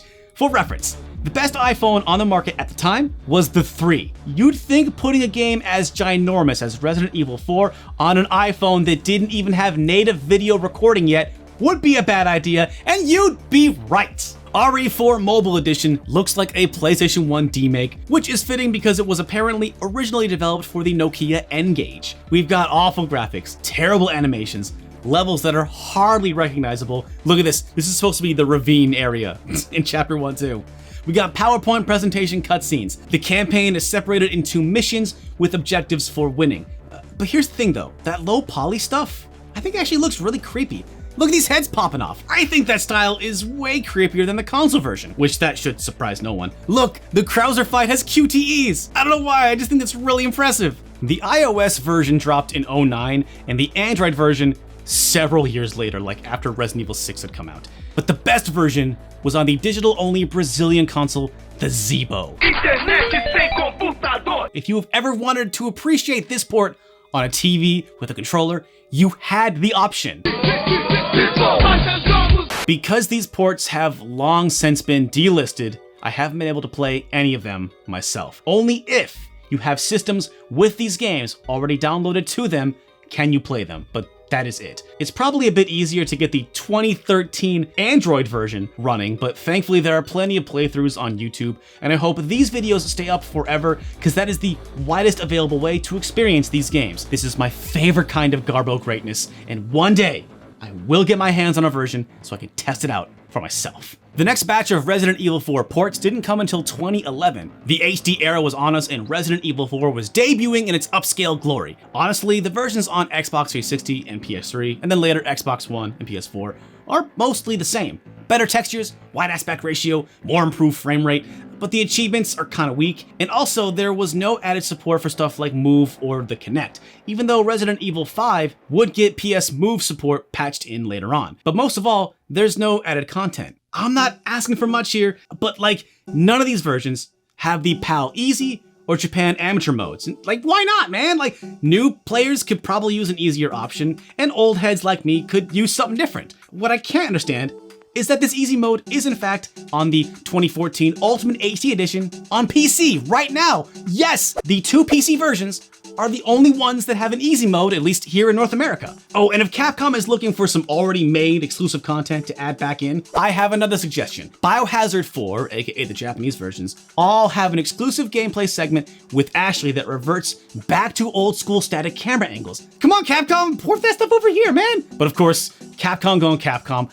Of course, they didn't do hardly any effort with these. Hopefully they're using the extra profits to make that rumored remake extra special. I personally never felt the need to own any of these versions. Plus, I didn't want to go through the effort to unlock all the extra weapons and campaigns again, when I could just boot up an older version. Hey, it's still more Resident Evil 4. That has never been a bad thing, so they're still recommended. I'm fine sticking with my Wii port, and I know I'm not the only person that feels this way, but made an exception for the 2019 Switch port, baby. Nice. Don't judge me. There are dozens of us, probably. But even though I love having some RE4 on the go, it's still pretty upsetting that Capcom didn't go through the trouble of including any motion controls. Like, none of this, none of this, none of this. I'm trying to help Ashley, it's not helping at all. The Wii U got a direct emulation of the Wii game, and here's proof that I still have some level of self-restraint, because I didn't buy this one either. But back to the Switch, I get that you can't do straight conversions from Wii to the Switch because the technology involved, it's different, but I do wish they had at least tried. Revelations Switch got some gyro support, as did Resident Evil 5 and 6. Yeah, REs 4, 5, and 6 are all bundled together on the Switch, but the game that had a Wii port with motion controls can't even get some gyro love? It's not all bad news, because you are able to dongle, what of dongle life, any GameCube controller to the Switch. And when I say any GameCube controller, I mean any GameCube controller, which means this version has chainsaw support. Hell yes. Also Donkey Konga support, very important. So where do I fall at the end of the day? I mean, y'all already know I reach for the Wii port when it's RE4 time. Though I like to pull out the PS2 version in a pinch, but really they're all good. I guess if you need just one, PC port has got easy mode, it's HD, it's got all the bells and whistles. That'll probably do you in a pinch. Mods? Oh, and mods. Yes, also PC port's got mods, yeah. And you can probably mod in your Wii support, but if you're too lazy for all the mod shit, yo, just get that Wii port. That Wii port's fine. Capcom has been on a streak lately. I think the Resident Evil franchise is maybe in the best hands it's been in since the very start. So I'm excited to see this next generation of Resident Evil 4, both in a ported sense and in a remake sense. That is, if Capcom is actually doing that. We all know deep down, Veronica needs to remake more. Anyway, if you want to learn more about the Resident Evil 4 chainsaw controllers, yes, both of them, click the link here on the screen somewhere above my face. And if you want to learn a little more about the easy mode, check out this video from Oddities that's also somewhere around here. Stop Skeletons and Fighting is a Patreon supported show. We thank all of the people who support us over these years. And hey, their names are right here. You can join their ranks too. Get videos early, hang out on the supported Discord, support us if you can. If you can't, hey, tell a friend. When someone asks, what's your favorite YouTube channel? Tell them it's Stop Skeletons and Fighting. Tell them about Uncle Derek. And hey, wash your hands, wear a mask. We'll see you again real soon.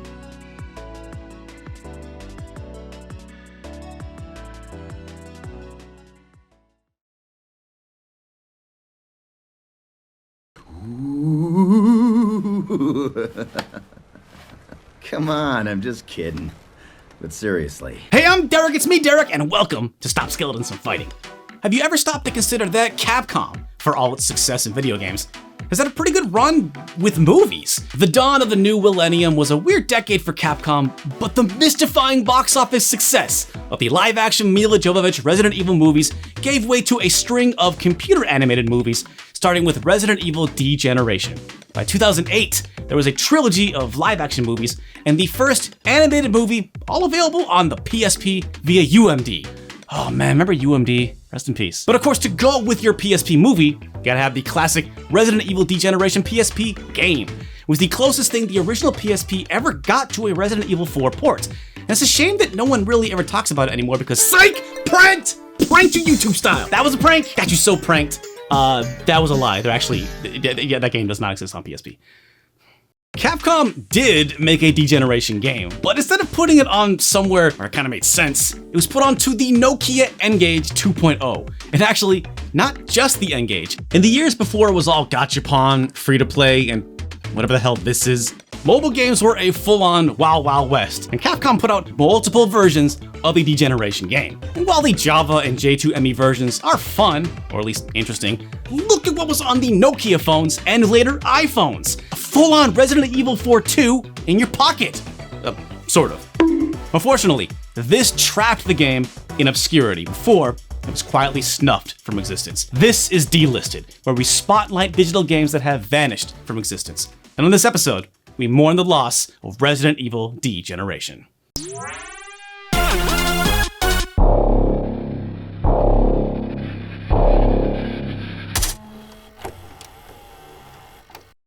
Resident Evil Degeneration had a limited theatrical release in October 2008 in both the US and Japan.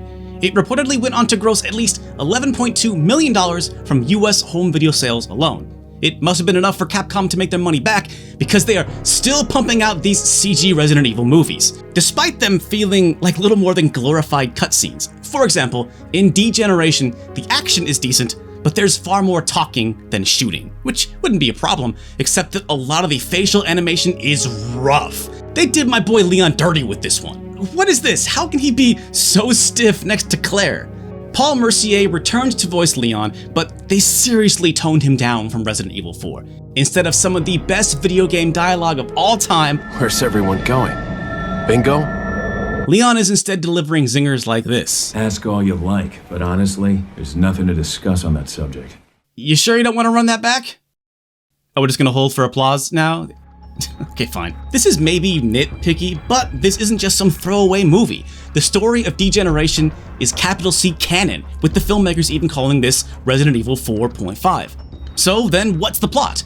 Well, it is your standard Leon lady meet cute evil man zoot suit Claire zombie big boot G-virus can't shoot giant monster down the chute Leon see you later dude. In other words, it bridges the gap between what happened after the fall of Umbrella but before the rise of Tricell in Resident Evil 5. It's just that you'd think the faces will be better animated. Also, I know Chris is a strong boulder man and whatnot, but this movie, plus Code Veronica, has confirmed to me that Claire holds dominion over the laws of space and time themselves. You know, just casually manipulating the laws of physics. But anyway, at one point, there was an airport. And that's actually the important part for us, since it is the main setting for the Degeneration games. So then, how did we get from this to this? In the 2000s, Capcom was experimenting with multimedia franchising, but also it was a very experimental decade for the whole gaming industry. Mobile phones were getting more and more advanced, which meant an emerging market for games, and Capcom was quick to jump on, pumping out Resident Evil games for cell phones as far back as 2001. Mostly they just stuck to short arcade-style spin-offs or turn-based adaptations, since the technology wasn't really there yet. But then the world dominator of cell phones, Nokia, stepped into the gaming octagon in October 2003 with the N-Gage, the 2-in-1 cell phone and gaming system that was going to bring hardcore gaming to cell phones. We have already made a couple videos about this, but suffice it to say, it did not go well. By April 2008, Nokia changed their strategy from hardware to software, launching an N-Gage branded app store that would act as the video game pipeline for a majority of their phones. And basically everyone except for Nokia themselves refers to this app store as N-Gage 2.0. FYI, that's the Cool Kids Club name for it. You're all cool kids now. Despite Nokia's absolutely abysmal track record with games, they still got Capcom on board with 2.0, and the timing was perfect to cross-promote the Degeneration movie. And so, the reason this version of Resident Evil Degeneration exists is because of Nokia and the N-Gage 2.0. Well, also to show Capcom's dedication to N-Gage. This original game, of sorts, was developed by IdeaWorks Game Studio, who had some serious N-Gage bona fides like the super impressive ports of Tony Hawk and Tomb Raider. They were also masters of non-N-Gage related gaming nonsense, thanks to their AirPlay SDK, which made it easier to port games to the major mobile software platforms like Symbian, Brew, iOS, and of course N-Gage. Degeneration was released in December 2008, and I want to tell you that it was a smashing success. I mean, dude, look at this. This ain't Bejeweled, this is a brand new, fully 3D Resident Evil game. It reviewed well, and it was an impressive game for the time. But well, it only topped the N-Gage charts for 2 weeks before being dethroned by Tetris, which launched 8 months earlier, if that gives you a sense of how it was going. Sales were admittedly not great, despite Nokia's feeble attempt to market the game with a promotional zombie dating site. Yeah, it seems like these guys really knew what they were doing. Can't imagine why the N-Gage never caught on. So I do not have any hard numbers on how successful Degeneration or even N-Gage 2.0 as a whole was, but I have a feeling it looked really shabby compared to the competition. The Apple iOS App Store launched a few months after N-Gage 2.0 and immediately became a monolith, netting Apple $30 million in revenue in just the first month. I can tell you N-Gage was not pulling those kinds of numbers. Pretty soon, all major carriers were rushing to copy their success, and every kind of software was rushing to get on the App Store. So it didn't even matter if Degeneration was a hit on N-Gage. Capcom released the iOS port just 5 months later in May 2009. So much for dedication to N-Gage. And I have it! Shout out to the legend Rockman KB for lending us their old iPhone 4S, but I got my hands on a real copy of the game, and now that I played it, let me tell you, just like the movie, Degeneration is basically Resident Evil 4.5, but in terms of gameplay. You play as Leon, and you got Hunnigan on the radio assisting you. Claire is there too, but she is not playable, which is a damn crime because she is the deadliest person there, no contest. It's got the over-the-shoulder perspective, quick-time events, a merchant, though a way lamer merchant, that sells weapons, upgrades, and expansions for your inventory. It even features a lot of the same weapons, Riot Gun, Punisher, TMP, plus it was Resident Evil going back to classic zombies well before that was a selling point of Resident Evil 6. Combat and movement are great. Well, as great as a touchscreen could be. Playing with actual buttons on the N-Gage version is much more my speed, but shooting zombies feels good, which is about all a decent Resident Evil game needs to do. Guns control about how you remember from RE4, the rifle especially, is really impressive, and using these RE4 weapons on classic-style zombies instead of the Las Plagas is definitely a trip. There is a generous auto-aim which does help with your headshots, but it won't help you from getting swarmed from behind. Leon can shuffle with weapons drawn, though I tended to accidentally shuffle towards enemies more than anything else. The campaign is a pretty brief 2-hour affair, but Mercenaries mode unlocks when you beat it, and it lets you really appreciate how well IdeaWorks nailed the combat. But about that campaign, the plot is impressively bare bones. So little, actually happens in this game. It's a genuine achievement. This game is pretty obscure. Most of you probably haven't played it. So let me give you a quick rundown because I just had to tell you about this thing. A plane has crashed into Harvardville Airport. The iPhone version has clips of the crash from the movie, but neither the intro cinematic or text actually make it clear that zombies crawled from the wreckage and started this viral outbreak. We're off to a good start. Leon must rescue the survivors, specifically Senator Ron Davis, who are holed up in the VIP lounge. The game is 11 chapters long, but it takes 3 whole chapters to get the password that will unlock the VIP lounge door. I guess it was locked from both sides. Hey, it's Claire! Leon's mission is complete, but he cannot evacuate yet because a Special Forces soldier is gravely injured. After fetching him some medical supplies and fighting a tyrant-looking boss that's actually a bit of a pushover, you learn that there is another plane full of zombies, and because, quote, the autopilot has been engaged, the plane could take off at any moment. Because that's how planes work! Leon gains access to the plane through the baggage claim, or baggage reclaim, as the game puts it. While escaping the magical plane that was just about to go fly itself, Leon is attacked by another tyrant in the cargo hold. After dispatching the tyrant in another pretty easy fight, Leon learns that there are even more zombie-stuffed planes that will soon be taking off. The only thing that can be done is shut down the control tower. Sure. Leon heads down to the generator tunnel, pushes boop on a big computer, and successfully grounds all planes, I guess.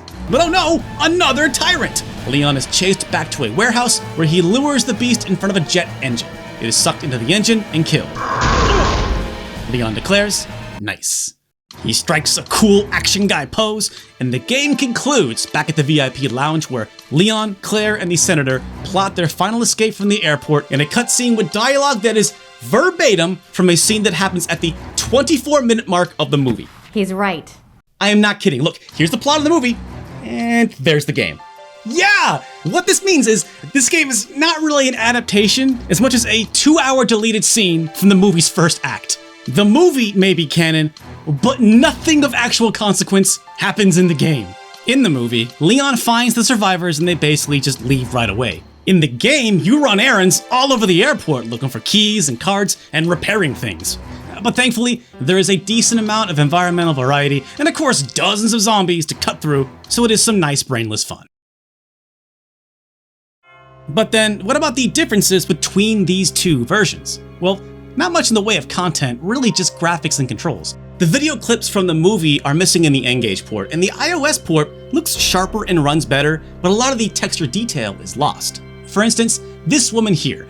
In the N-Gage version, her shirt is stained and dirty, you know, like she's been running and hiding from zombies, whereas it is spotless on the iOS version. Like Slay Queen, still looking fresh as hell during the zombie apocalypse. It's maybe a bit rougher around the edges, but a lot of the personality was scrubbed off in the upgrade to iOS, though I tend to prefer my polygons big and chunky.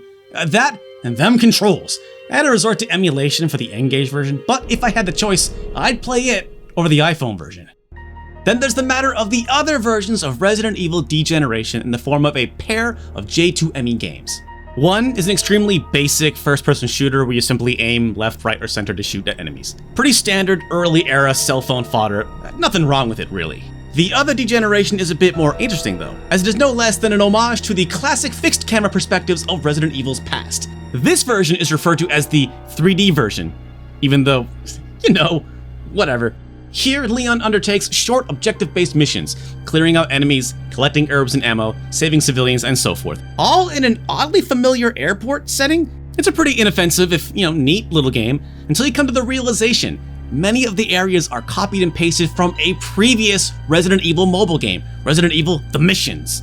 And those areas were copied from no less than Resident Evil 2 and 3, which means that playing this 3D Java version of Degeneration has you trotting through screens laid out identically to locations from Resident Evil 2, but swapped with background images made to look like the Degeneration airport. Lazy even for its time. Surely it was the Resident Evil 2 remake we all wanted in 2008. Again, both these games are neat and deserve a shout out, but they are not nearly as meaningful to the greater Resident Evil series as the N-Gage and iOS game. Like most digital-only games that have been delisted, the only legal way to play is to have a device that still has it installed. Unfortunately, N-Gage is probably the more difficult of the two to find legitimately, as Nokia closed the N-Gage 2.0 store in September 2010, meaning that Nokia users had less than 2 years to buy this version. The iOS version went away some years later, but there's probably a higher chance of finding an old iPhone with it still installed than an old Nokia phone. Same goes for the two J2ME games. But I played the N-Gage on emulation, so the option to play RE4.5 mobile is still out there. Of course, there is the gigantic elephant in the room that we have been ignoring this entire video. What about the actual mobile port of Resident Evil 4? Yeah, Degeneration borrows heavily from RE4, but hey, RE4 also got its own mobile game, and it actually came out before Degeneration. So stick around, I have the iPad, iPod, iPhone, and Zeebo ports of Resident Evil 4 mobile. We'll be taking a deep dive in the next episode of Delisted. I am nothing if not thorough. Thank you so much for watching. This show is brought to you by and was voted on by our Patreon supporters. They voted for Tony Hawk as well as Resident Evil Degeneration. It was very, very close, so we did them both. If you want to vote for new episodes or just want to have your name here, get videos early, chat along with us on our podcast. We have a podcast, by the way. Man, $1 gets you into the Bone Dungeon, into the Stop Skeletons Skella family. All these people here have made this show possible for over 6 years, and you can join their ranks. But hey, you know what? If you can't make that, if you can't swing that, just tell a friend, watch with a friend. When someone asks, man, friend, what's a great YouTube channel? What's the dumbest YouTube channel? What is the dumbest, funnest YouTube channel? Tell them about Uncle Derek. Tell them about Producer Grace over there. Tell them about Stop Skeletons and Fighting. And tell them we'll see them again real soon. Take care.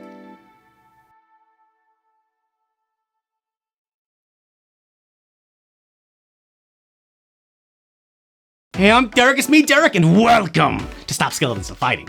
At this point, man, it feels like Resident Evil 4 is almost bigger than Resident Evil itself. There are still secrets being discovered. People are still making deconstructions and essays. Speedrunners still finding new ways to run this game. And oh, welcome to our 5th video just on Resident Evil 4. But it's not even just us, man. Capcom themselves can't get past RE4. The Switch port dropped only in 2019. There's a full VR version on the way, and that remake is still happening, I guess? Leon Kennedy's date with the president's daughter has only gotten more and more legendary since its lofty birth as a GameCube exclusive in January 2005. But why the hell am I talking about RE4 this time?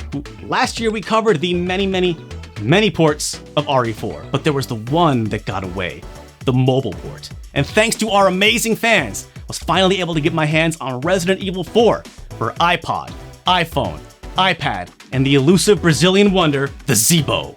Thanks to all the other people who offered to lend us their devices as well. Y'all are amazing. But why did I have to lean on my fans to finally play this port of Resident Evil 4? Well, because like Resident Evil Degeneration, which we talked about last time, Resident Evil 4 Mobile has been delisted and unavailable for years. That's right, while Resident Evil 4 is still being released today, there is one version, a very different and unique version, that has been forgotten. Welcome to Delisted, the show that spotlights digital games pulled from digital stores or abandoned by the march of time. And on this episode, we mourn the loss of Resident Evil 4 Mobile.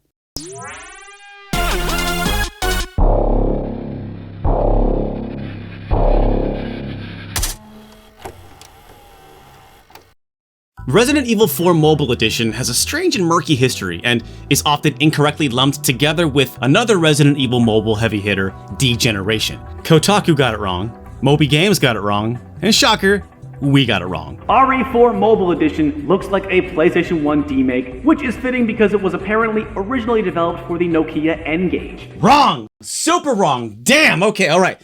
So, Resident Evil 4 Mobile came out before Degeneration was even a glimmer in Capcom's eye way back in February 2008. Feast your eyes on this! Here it is, the original version of Resident Evil 4 Mobile. Now, because it was released only in Japan on flip phones using the Brew operating system, it's hard to find a whole lot of details about it on the English-speaking web. There's not even a whole lot of video footage out there, but we did find a video that was uploaded in February 2008. Look at this! Sometimes I miss the potato camera days of YouTube. Brew, by the way, that's B-R-E-W, Brew, is an operating system made by Qualcomm, a US multinational corporation better known for being a cellular network patent troll / chipset slinger than a software company, which is one way of saying that Brew was used by a few tech companies like AT&T and Verizon in particular, but it was not an operating system known for being particularly sexy or high-tech. That Qualcomm connection will be important in a minute, but for now, all you need to know is that this means that Resident Evil 4 Mobile predates this, and even this, the N-Gage 2.0 store. It has nothing to do with Resident Evil Degeneration at all. Besides, of course, also being based on Resident Evil 4. They were even made on different engines and by different companies entirely. But I understand why this happened. Really, the confusion comes from the fact that both of these games were ported internationally to iOS within a few months of each other in the summer of 2009. And of course, they look and play very similarly. I mean, the Degeneration movie is canonically Resident Evil 4.5, and that is not a bad way to describe the Degeneration game. But that means Degeneration was a port of a 6-month-old N-Gage 2.0 game, and Resident Evil 4 Mobile was a port of a 1.5-year-old Japanese flip phone port of a 4.5-year-old GameCube game. So everybody got that? We all clear?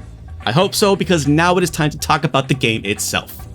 And naturally, the Japanese flip phone version should be where we start. I mean, it is the original version after all. But I do not have a Japanese flip phone. I mean, I could probably emulate one, but I didn't even bother to try, because I have the greatest fans in the world, and I have access to something even better. A Zeebo. And Resident Evil 4 Zeebo Edition is in fact just a port of the Brew flip phone original. Yeah, for you hardcore punching weight heads, I know you've been waiting for this one for a while, we've been teasing it for months. Sorry to keep you waiting, but let's finally get to it. The Zeebo is a Brazilian console that ran on Qualcomm's Brew OS. To be reductive, it was a home console full of cell phone games. It's something made possible only by Brazil's complicated economic policies that we will dive much deeper into in a pastmortem that is coming very, very, very soon. But just know that Brazil's relationship with video games is weird, but even for Brazil, the Zeebo was weird. Because it wasn't just a mobile games console, it was a digital-only console that managed to snag games for the most random assortment of legacy franchises. Need for Speed, Quake, Double Dragon, Crash Bandicoot, just to name a few. But what that means is everything was lost when Zeebo's servers were shut down after only 2 years on the market. Yes, shocker, I know. But of course Capcom was down to clown. Really, in terms of extremely popular games on extremely obscure systems, Capcom takes the gold with Resident Evil 2 Gamecom and Resident Evil 4 Zeebo. Man, I miss weird Capcom. Resident Evil 4 Zeebo Edition first graced this earth in August 2009. Now there's a lot to talk about, but we gotta start with what you are looking at right now. One benefit of being a straight port of a 2008 flip phone game is, well, it looks about as good as you'd expect a 2008 cell phone game would look blown up on a TV. Ugly is certainly one way to describe it, but it still has a charm I absolutely adore. It looks like a fan-made PS1 remake, with an aesthetic that I think is genuinely unsettling at times. There's a lot of talented people doing low-poly horror stuff in the indie scene, but I don't think any of those people could on purpose make a game like this. Oh yeah, and everybody is blue! What's going on with that? Is this some kind of bizarre Brazilian blueberry agenda? Do not give the Zeebo too much credit here. The enemies are all blue dabba-dee and the Japanese flip phone version as well. It's not Brazilian censorship, it's Capcom doing the bare minimum, a trend we will see throughout this video. The Japanese flip phone version had the enemies all blue for some reason, so they are blue on the Zeebo too. I saw someone make a mod for RE4 Remake, calling it the Zeebo version, where they made all the villagers blue, and I am all for more Zeebo in the zeitgeist. The more people are talking about the Zeebo, the happier I am. However, that's not really the Zeebo version, that's actually like Japanese flip phone brew. But whatever, death of the author. Blue villagers means Zeebo, I'm fine with that. Though the graphic content is also toned down, there's no headshots, except for when the plagas pop. There's not really any blood, but that's pretty similar to the censorship in the Japanese console versions of Resident Evil 4. I mean, Japan still tones down Resident Evil games to this day, so leave Brazil alone, this game was playing it safe for Japan. Ooh, but we get to see the Brew exclusive intro! Instead of a sizzle reel of cinematics from the game, we get this beautifully stilted movie of villagers swarming Leon. And oh god, it's glorious. RE4 Zeebo Edition is really a game that speaks for itself. But what you are seeing is some of the best you're gonna get on the Zeebo. Genuinely. This is a good time to point out that Resident Evil 4 Zeebo has the distinction of being the most expensive Zeebo game ever at 2,490 Z credits. Again, whatever the hell exchange rate that is.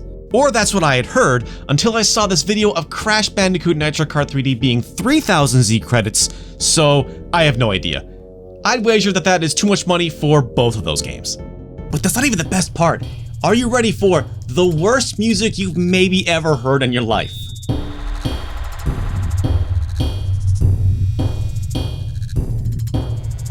Okay, this song is weird, but once you realize it's trying to mimic this song,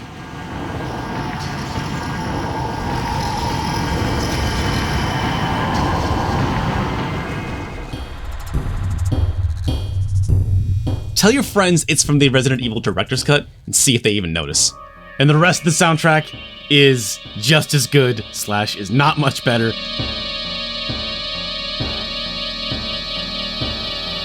It is genuinely some of the worst music I've ever heard. I'll have to upload it somewhere. The world needs to hear this stuff.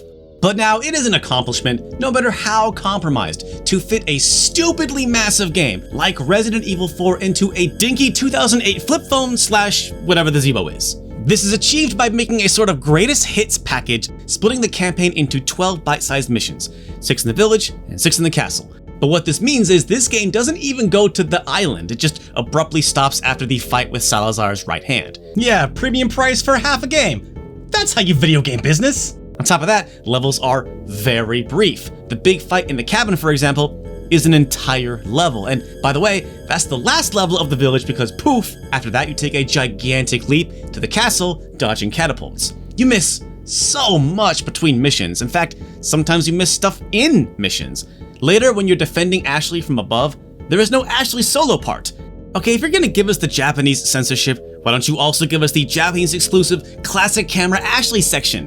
I mean, hey, there are plenty of fixed camera Resident Evil cell phone games. Okay, I'm half joking, it's pretty obvious this game wasn't given the budget or time to make it really special like that. Except it is kinda special. And this leads me into what is actually the most meaningful change in Resident Evil 4 Mobile, the balance. It is completely different. For example, there's now only the base pistol and base shotgun, kinda combining all the regular game's pistols and shotguns into one firearm. So the pistol now has 22 total upgrades for a total of $308,000, as opposed to only 15 upgrades for a grand total of $198,000 in the original. But it can be upgraded to pierce enemies and can get a gigantic clip. Same goes for the shotgun, which is nearly twice as expensive to fully upgrade, but becomes way more powerful. But enemies do not drop that much more money, and since levels are so short, there's just fewer enemies, period. At first I ran through campaign levels one after another and quickly found myself struggling with cash and getting outclassed. I've never had this much trouble on the first blind claw guy in the castle. And then in the next mission, you gotta fight 2 of them. Now thankfully you can buy ammo from the merchant, and pretty cheap too, but if you're not upgrading your firearms, you are just pissing away that money and ammo. But as a bonus, as you finish campaign levels, you unlock mercenary missions. And I'm a dummy, because the first time through, I did not even bother with the mercenary missions because I didn't realize the game incentivizes you to play each mission as you unlock them with fat stacks of cash. Now you can replay campaign levels and farm money and treasure there. The chainsaw on the first village level still always drops a ruby, but the mercenary missions will get you money way faster. And really, the mercenary missions are where this port stops being a neat curio and starts being a unique take on Resident Evil 4. You play as Leon in all of them, so it is technically a mercenary mode, by the way, and instead of timed high score challenges, these mercenary missions are little scenario challenges. Each mission has a set special loadout and objective. It still reuses levels from the campaign, but for example here, you have to guide Ashley through the ravine, except with fog. RE4 is back, in fog form. Or this village level, except now it's all chainsaw guys. Or don't blow up Ashley in the all mine thrower level. And there are 24 of these, man. The better you do with them, the more you are rewarded with money that you then spend on the main campaign. And this is really how you go about upgrading Leon for the later levels. I actually kind of broke the game by redoing missions over and over and grinding out them sweet merchant bucks. In one really early merc mission, you can grind out 30,000 bucks in just 3 minutes. I spammed this level and eventually optimized my run to almost 40,000, which is big money. Just 10 runs of this, less than 45 minutes, and you'll have enough to fully upgrade the handgun, which just cuts through most non-boss enemies. The problem is though, this turns the game into a grind, and while this grind is a fine fit for something portable like, I don't know, the cell phone it was made for, it is not the greatest fit for a system tethered to a television. RE4 Mobile is a unique RE4 experience, but one that was made with portability in mind, which makes the Zeebo port all the more awkward. But also, it is still Resident Evil 4. It's still kind of fun. The fact that it's a bad version of a weird port also kind of enhances that. And for some reason, this game never made it to Mexican Zeebos. So this one belongs to Brazil. This is a Brazilian exclusive, whether they want it or not. And many of them did not. As luck would have it, the official Zeebo Brazil YouTube page is still up. And the first video on that channel is the release trailer for Resident Evil 4, and I just had to go see what Brazilians' gaming community thought of their country's very own Resident Evil 4. First off, check out that dislike ratio. Looking good. This one says it all. Better buy a PS2, it costs the same and is better. This guy gets it. How dare you launch a console like that? This is pitiful, it's a shame, it looks like Resident Evil 1. And no need to insult the first Resident Evil, man, easy. And yep, RE4 on PC is the full game and cheaper.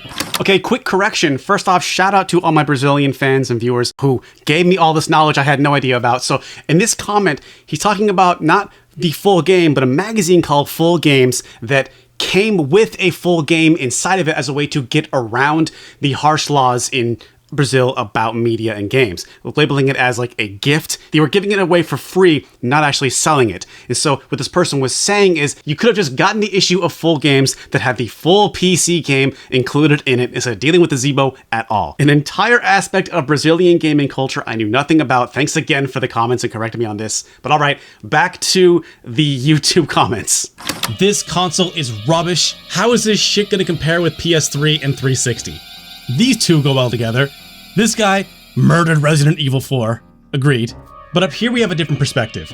I try to put a lot of faith in Zeebo, but it is just so difficult. This is a shameless game. Whew, savage. And really, this was Zeebo's biggest mistake. Brazilian gamers, they were not gonna fall for this. This was a machine for nobody. Except for weirdos like me 15 years later. This is absolutely the worst version of Resident Evil 4, but it is not even close to the worst Zeebo game. The Zeebo itself was not long for this world, and I'm guessing this game didn't exactly move the sales needle. But you know what was a sales juggernaut in the late 2000s? Apple and its indomitable App Store. Juggernaut. Like I mentioned earlier, Capcom actually ported Resident Evil 4 Mobile to iOS in the summer of 2009. It actually came out just 2 weeks before the Zeebo port, but despite being released quite close to each other, there are some big differences. First off, iPhone and iPad Touch look and run a whole heck of a lot better. I mean, it's not great. It's sort of like the PS1 demake team suddenly got themselves a better development rig. The enemies are now their appropriately fleshy toned selves, though the hooded dudes in the castle are still blue if you look close enough. This version is also less gory, no blood, no chainsaw decapitations. The Zeebo version had some pretty bad slowdown, and that is gone on iOS. But you still never see more than 5 enemies ever, and the AI has not improved much either. You still often see enemies walking away from you, and then very slowly turning around to come and get you. The biggest thing for me was the sound. Instead of recreating the music, the iOS versions just have the songs straight from the game. Now, it's almost not even fair to compare the Zeebo because iPhones and iPods, those devices were built with storage in mind, so adding a couple of MP3s must have been no problem. Near as I can tell, they just took the music from the console version and shoved it in there, which is great, or disappointing depending on your personal alignment chart. Okay, but the actual biggest change between these versions is the controls. We on smartphones now, buddy, which means it is welcome to Touchscreensville. Now, Resident Evil 4 is one of the most polished and well-controlling video games of all time, perfectly calibrated for a GameCube controller, or a PS2 controller, or a Wiimote, or a keyboard, or an Xbox, or PlayStation, you get the point. You can probably imagine, though, how well all this would go down on a tiny old-school iPhone touchscreen. I'm using an iPhone 4S here, and I guess they are about as good as they can be. They get the job done. I was shocked Ashley wasn't more of a problem to cart around, but double tapping down to do a 180 was very tough to do reliably. The Zeebo's controller, on the other hand, while absolutely nothing to write home about, Like, what is going on with these analog sticks being this close together? I think I still prefer it to the iOS's touch situation. I mean, I tell you one thing Gazebo has got. A reload button. I'm reloading. I swear I'm reloading. This is how you do it. Reloading so much. On iOS, you have to shake to reload. Shake the whole device just to reload. All these on-screen buttons, all this screen real estate, but they drew the line at reloading? Like, there are a dozen presets for buttons, but not once can you add a reload button on the screen, so crank up that sensitivity, man. And it's actually not too bad for the iPhone and the iPod Touch. Those are small devices, they fit in your hand, but I felt like such an idiot swinging my massive iPad 2 around. You know how long Resident Evil 4 is? How many times I gotta reload in this game? Man, that's called reps, baby. That's gains. Maybe this only bothers me because it made capturing footage a pain. I actually knocked out the cord once. Chainsaw guy was coming at me and I just shook too much and the damn thing popped out. Though it makes me wonder why they didn't just go full tilt and add on full motion control aiming. I mean, I don't actually wonder because I know it would have cost Capcom too much money, and again, they are about doing the bare minimum for these mobile ports. But this was an out of character moment of them overachieving. Like, they somehow found a way to simultaneously overachieve and underachieve. Well done, Capcom. Another way Capcom made RE4 fit onto these phones is scaling cutscenes down to annotated slideshows. But wow. I cannot speak for the translation in the Zeebo version because I do not speak Portuguese, but I have a feeling that it wasn't great because the English iOS translation is amazingly bad, impressively atrocious. Plus, it'll also give you whiplash. The character dialogue is taken from the main game, verbatim, but the descriptive text is totally original, and it makes the first Resident Evil look like Shakespeare. For fun, and I'm all about fun, here is a normal RE4 cutscene with the RE4 mobile descriptive dialogue. In an abandoned house, there is a tied-up man who seems to need help. Village Chief Mendez captures and ties up Leon. Leon and the man are transported to a highly secured valley. Leon tries to take out the photograph from his back pocket. The man had overheard a conversation, and the girl is supposedly in the church. As Luis talks, Ganados armed with axes approach the two men. Leon uses the Ganados' axe to his advantage to cut the chains on his wrists. Now free of the chains, Leon takes on the Ganados who were attacking him. However, Luis has already fled the scene. And honestly, that's not even the worst of it. The worst of it is the merchant's dialogue. Now, a few pieces of VO made it in. Welcome. But man, who could forget classic merchant lines like, "What do you want to buy? You don't have enough money. What do you want to sell?" Like, I don't think it's an exaggeration to say that the merchant's dialogue is one of the most legendary things about Resident Evil 4. How does this happen? It is utter blasphemy, and I can't imagine how this is allowed to happen, but it is clear that Capcom never cared, as none of this dialogue, none of it was ever patched or updated. Again, it is kind of impressive. Come back anytime. But any way you cut it, even with the touch controls, the awkward reloading, the worst localization I've ever maybe seen, for what it is, RE4 Mobile works on mobile. I mean, yeah, there's the Switch port, I know, but this is designed to be a 1 to 2 minute Resident Evil 4 snack break. Grind on a mission here, try and improve a run on a mercenary mission there. No joke, I spent one whole weekend farming and mercenary missions between chores and errands, and by Sunday night, I had gotten my pistol, shotgun, and rifle maxed out, and I rolled through campaign levels like I was a god. I'm a sucker for Resident Evil 4, and it was awesome to have a little fix whenever I wanted, even if it is a compromised, downgraded touchscreen port. For all its shortcomings, they reshaped it to lean into the fact that it's a cell phone game. Straight up, every RE4 fan should be able to try this out because it is a unique and fun take on this game we've played hundreds of times. Still a shame they didn't patch in a better script though. And speaking of patches, you betcha there were patches. Remember, this happened in the late 2000s as cell phone gaming was really kicking into high gear. Hey, it's Infinity Blade, another delisted iPhone game. I mean, this was back when Apple still had an iPod Touch. So RE4 Mobile became a sort of wrong place, wrong time guinea pig for Capcom's mobile division. Patches and DLC are of course common for mobile games today, but for Resident Evil 4 Mobile, this is where things start to get kind of messy and sad. So before you run off to eBay to buy old iPhones, there's something you should know first. All I talked about so far has been just the bare version of Resident Evil 4 Mobile. Don't forget, Capcom kind of missed the boat with the Apple App Store. Resident Evil Degeneration was at first an N-Gage 2.0 exclusive, and then RE4 went to Brew? Heads had to have been rolling back at the home office. Capcom quickly released these games onto iOS in summer '09, and then things went quiet. That is, until the iPad entered the picture. And you might forget this, but after how zeitgeist-defining both the iPod and iPhone were, when Apple announced the iPad, people were sure it was going to happen again. Capcom could not miss another event like this, so they started tinkering. In the months before the iPad launched, they released a super cheap version called Resident Evil 4 Lite for Beginners. It was an option to piecemeal the campaign, buying as much as you want, even though it sometimes might have been altogether more expensive than just getting the full game. And then in April 2010, when the iPad dropped, Capcom was ready with Resident Evil 4 HD as a launch title. Now, I'm saying that like it's something exciting, but actually it's pretty much the same as all the other versions. It does look better, but I think HD is a bit of a reach.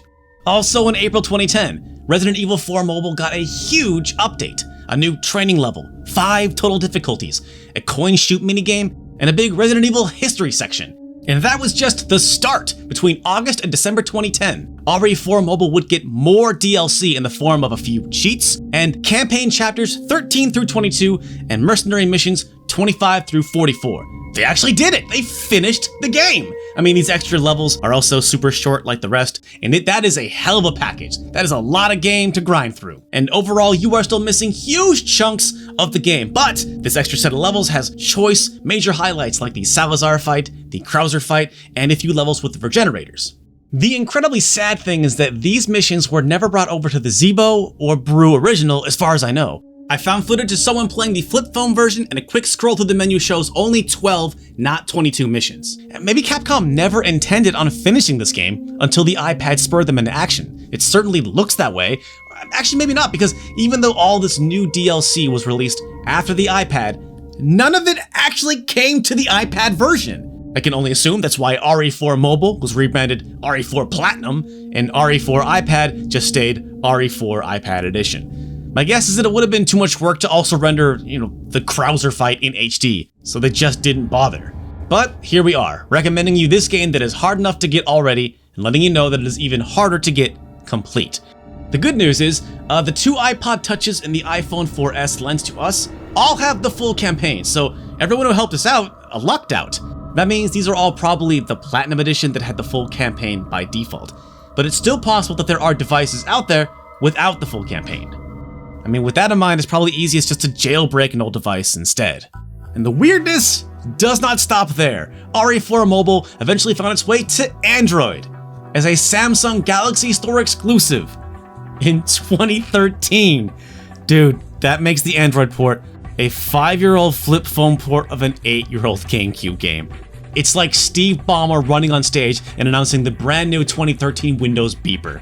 For the record, it was basically the same as the iOS versions. It had all the DLC because I believe at a certain point Capcom only ever sold the complete Platinum version, but not for long because this is delisted and digital games can only stick around for so long.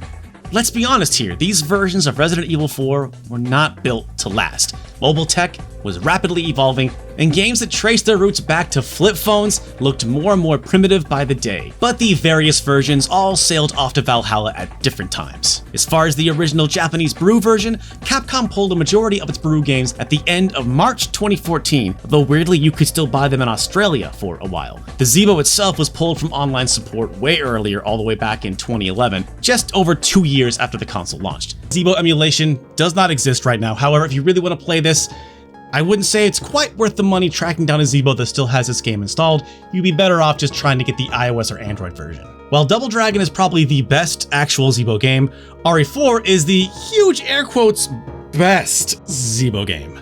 If nothing else, it is definitely the most interesting thing about the Zeebo. The cause of death for the iOS version would come as part of a far larger, more devastating marketplace purge. As Apple continued to update their operating system, backwards compatibility was kicked to the curb with every successive iteration of iOS. The first signs of trouble for legacy apps came in 2014's iOS 8, which wreaked havoc on a range of older software. The iOS version wasn't updated past 2011, so I'm willing to bet that new players would have had some issues. But the game wasn't actually delisted just yet. Instead, it got a boilerplate disclaimer to the store page that functionality is not guaranteed on devices that are updated to iOS 8. Wow, reassuring. I do know that it was live as late as Halloween 2014. It could have quietly disappeared after that, or maybe it stayed up until the transition to iOS 11 in 2017, which was the final death rattle for 32-bit apps on Apple iOS. But then again, Capcom cared so little about this port that I think it's just as likely they forgot about it. I mean, I was able to pick up the 2011 port of Devil May Cry 4 as late as 2020. It's possible it was left up for a while for people who hadn't fully upgraded to iOS 11 yet. As for the Android port, I think it was already basically DOA when it launched, so late, and as a Samsung Galaxy Store exclusive. Yuck. It never made it out of there, and the fact that I couldn't find a single headline about its delisting says enough. The lack of historical archival is a shame, of course, but it's hard to really blame them. As sad as I am that these games are delisted, it's crazy to me that they haven't been replaced. Think about this, Resident Evil 4, one of the most influential and popular games of all time, has been efficiently mined for profit by Capcom across every format that could feasibly play it. However, here stood a version of the game that was designed to take with you on the go, an extremely unique version for fans to appreciate. But when Capcom felt it had served its purpose, they let these versions go without so much as a second thought and never replaced them. But maybe that's just how the mobile market has settled. RE4 Switch? Yes. iPhone 13? No. And of course, bringing RE4 Mobile as well as Degeneration to modern phones would be no simple task. Still, it's a shame they are not more widely, legally, available to the Resident Evil community, even for a few dollars more. Another quick update in 2023, Resident Evil 4 Remake would make its way to iPhone stores, along with Resident Evil Remake 2, Remake 3, Village, and 7. So not this special custom version of Resident Evil 4, but a version of Resident Evil 4 is on your phone right now. If there are any other digital games that have been pulled from stores or abandoned by the march of time that you would like to see in a future episode of Delisted, let me know in the comments below. I say this in every episode that this show would not be possible without other supporters, but this show in particular absolutely would not be possible without Rockman KB, Jace, and Greg, and all our Brazilian fans who reached out. We're sorry if we didn't get back to you. We tried to get back to every single one of you. If we missed you, this is our chance to say thank you for reaching out. Of course, this show is supported by all of our friends on Patreon. All these people here, they make this show possible, and you can join their ranks too. Hey, but if you don't want to do that, just tell a friend. Next time somebody asks, man, what's the funnest and dumbest YouTube channel?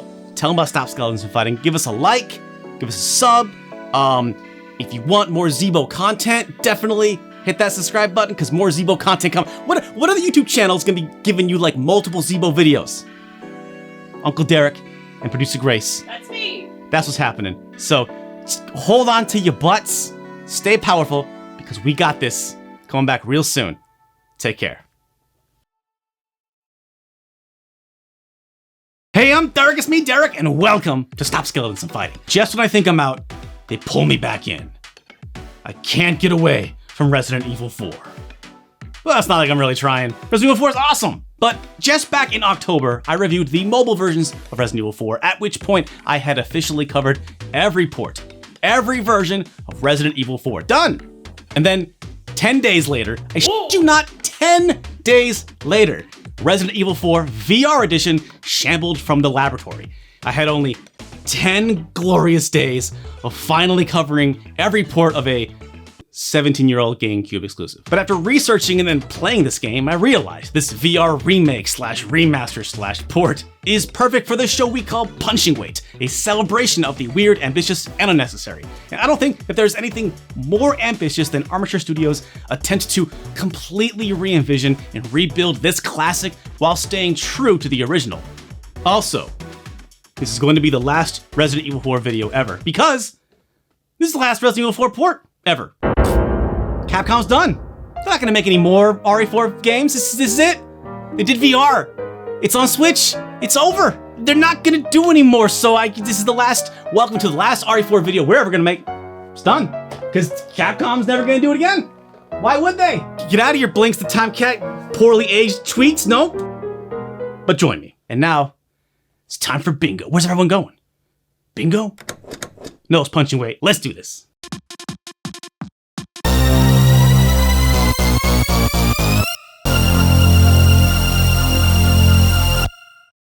RE4 VR was first announced in April 2021, and I'd honestly forgotten about it until the trailer started dropping in late September, but by then, I was already knee-deep in Zebos, 10-year-old iPhones, Game Boy cameras, and Don Matrick E3 footage. The trailers looked mind-blowing, with ridiculous action, usually saved for the Resident Evil movies, and Claire. Even as the October 21st release date loomed, and people were asking us about it, we didn't think we'd bothered to cover the game since we didn't have a VR rig, and we'd already covered so much Resident Evil 4, y'all certainly didn't need any more. But then we did a poll, and damn. And then our neighbor, Metal Jesus Rocks, offered to let us borrow his Oculus Quest 2, and well, thanks, buddy. For the record, this is the second RE4 video he's enabled. So, yes, here we are. Uncle Derek in virtual reality, baby! And where to start? I mean, really, this game speaks for itself. Like, the footage alone tells you just about everything you need to know. But let's start with the combat, because RE4 is a whole different beast in VR. Let's check it out. I am dual wielding, I am moving around with my weapons out, I am healing without going into the menu. Just full stop. This is one of the best action games ever made, even better. In vanilla RE4, enemies would rush at you, only to slow to a walk at like an invisible buffer. Didn't really make sense logically, but it made sense gameplay balance-wise since Leon couldn't move with weapons drawn. But that is all out the window now, man! They come at you fast, and they get right in your grill. Or maybe it just feels like they're closer because it's VR, but either way, when they come at you, you gotta hit back hard, and you are given all the tools to live out your John-related action movie fantasies. It is still Resident Evil 4. It's still that classic game.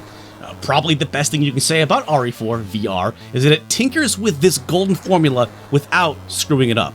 It doesn't play exactly how you remember, but it feels just like how you remember. Resident Evil 4 has been a monolith of a game for so long that I'm sure it's been a lot of people's entry point into Resident Evil and horror, maybe even into third-person action games.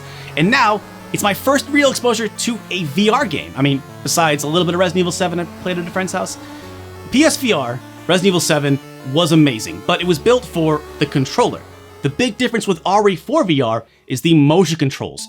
Like, look! Real-time weapon switching.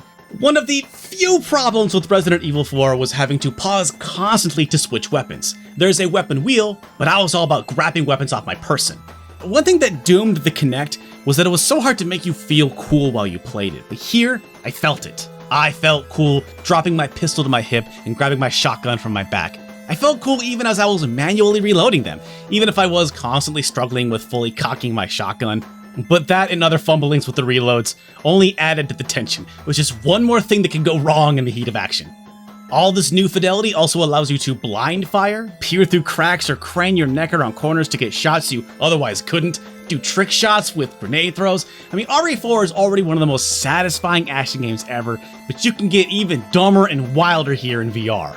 However, I did hear that grabbing grenades and the knife from Leon's chest is an issue for, you know, people with breasts?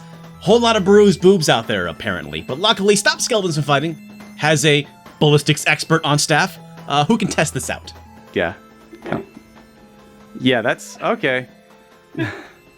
So no grenade tossing for you. Yeah. There's still a lot of fun to be had outside of battle, though. With so much to pick up, it's fun to pretend like Leon is eating everything. Just ow, ow, ow. Ow. Gulp.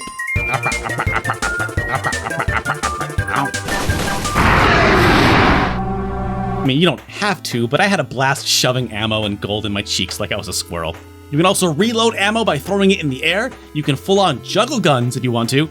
I mean, it's tough to do, but you can do it. The boss fight in the boat has an entire new harpoon gun that I think is a huge improvement to one of my personal least favorite parts of the original game. But also, man, I drove around and just shot harpoons for like an hour.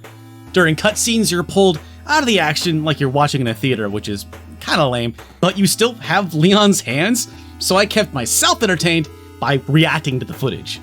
My favorite thing, though, was once you're finished with a weapon, man, you just toss that thing away like you don't need it, and it boomerangs back to you like you're magnetic, or you have some kind of anti-pacifism curse. Like, no, I refuse to fight. No, I don't want to fight anymore. Oh. This game was a lot of fun, but there's also plenty of room to let me have my own fun. Also, I gotta say that the amount of customization into playstyles really impresses me. The fact that you can play with full immersion walking or teleporting, standing or sitting, full 360 spinning or incremental turning, play with QTEs on or off, etc. There are a ton of options to fit most anyone's stomach.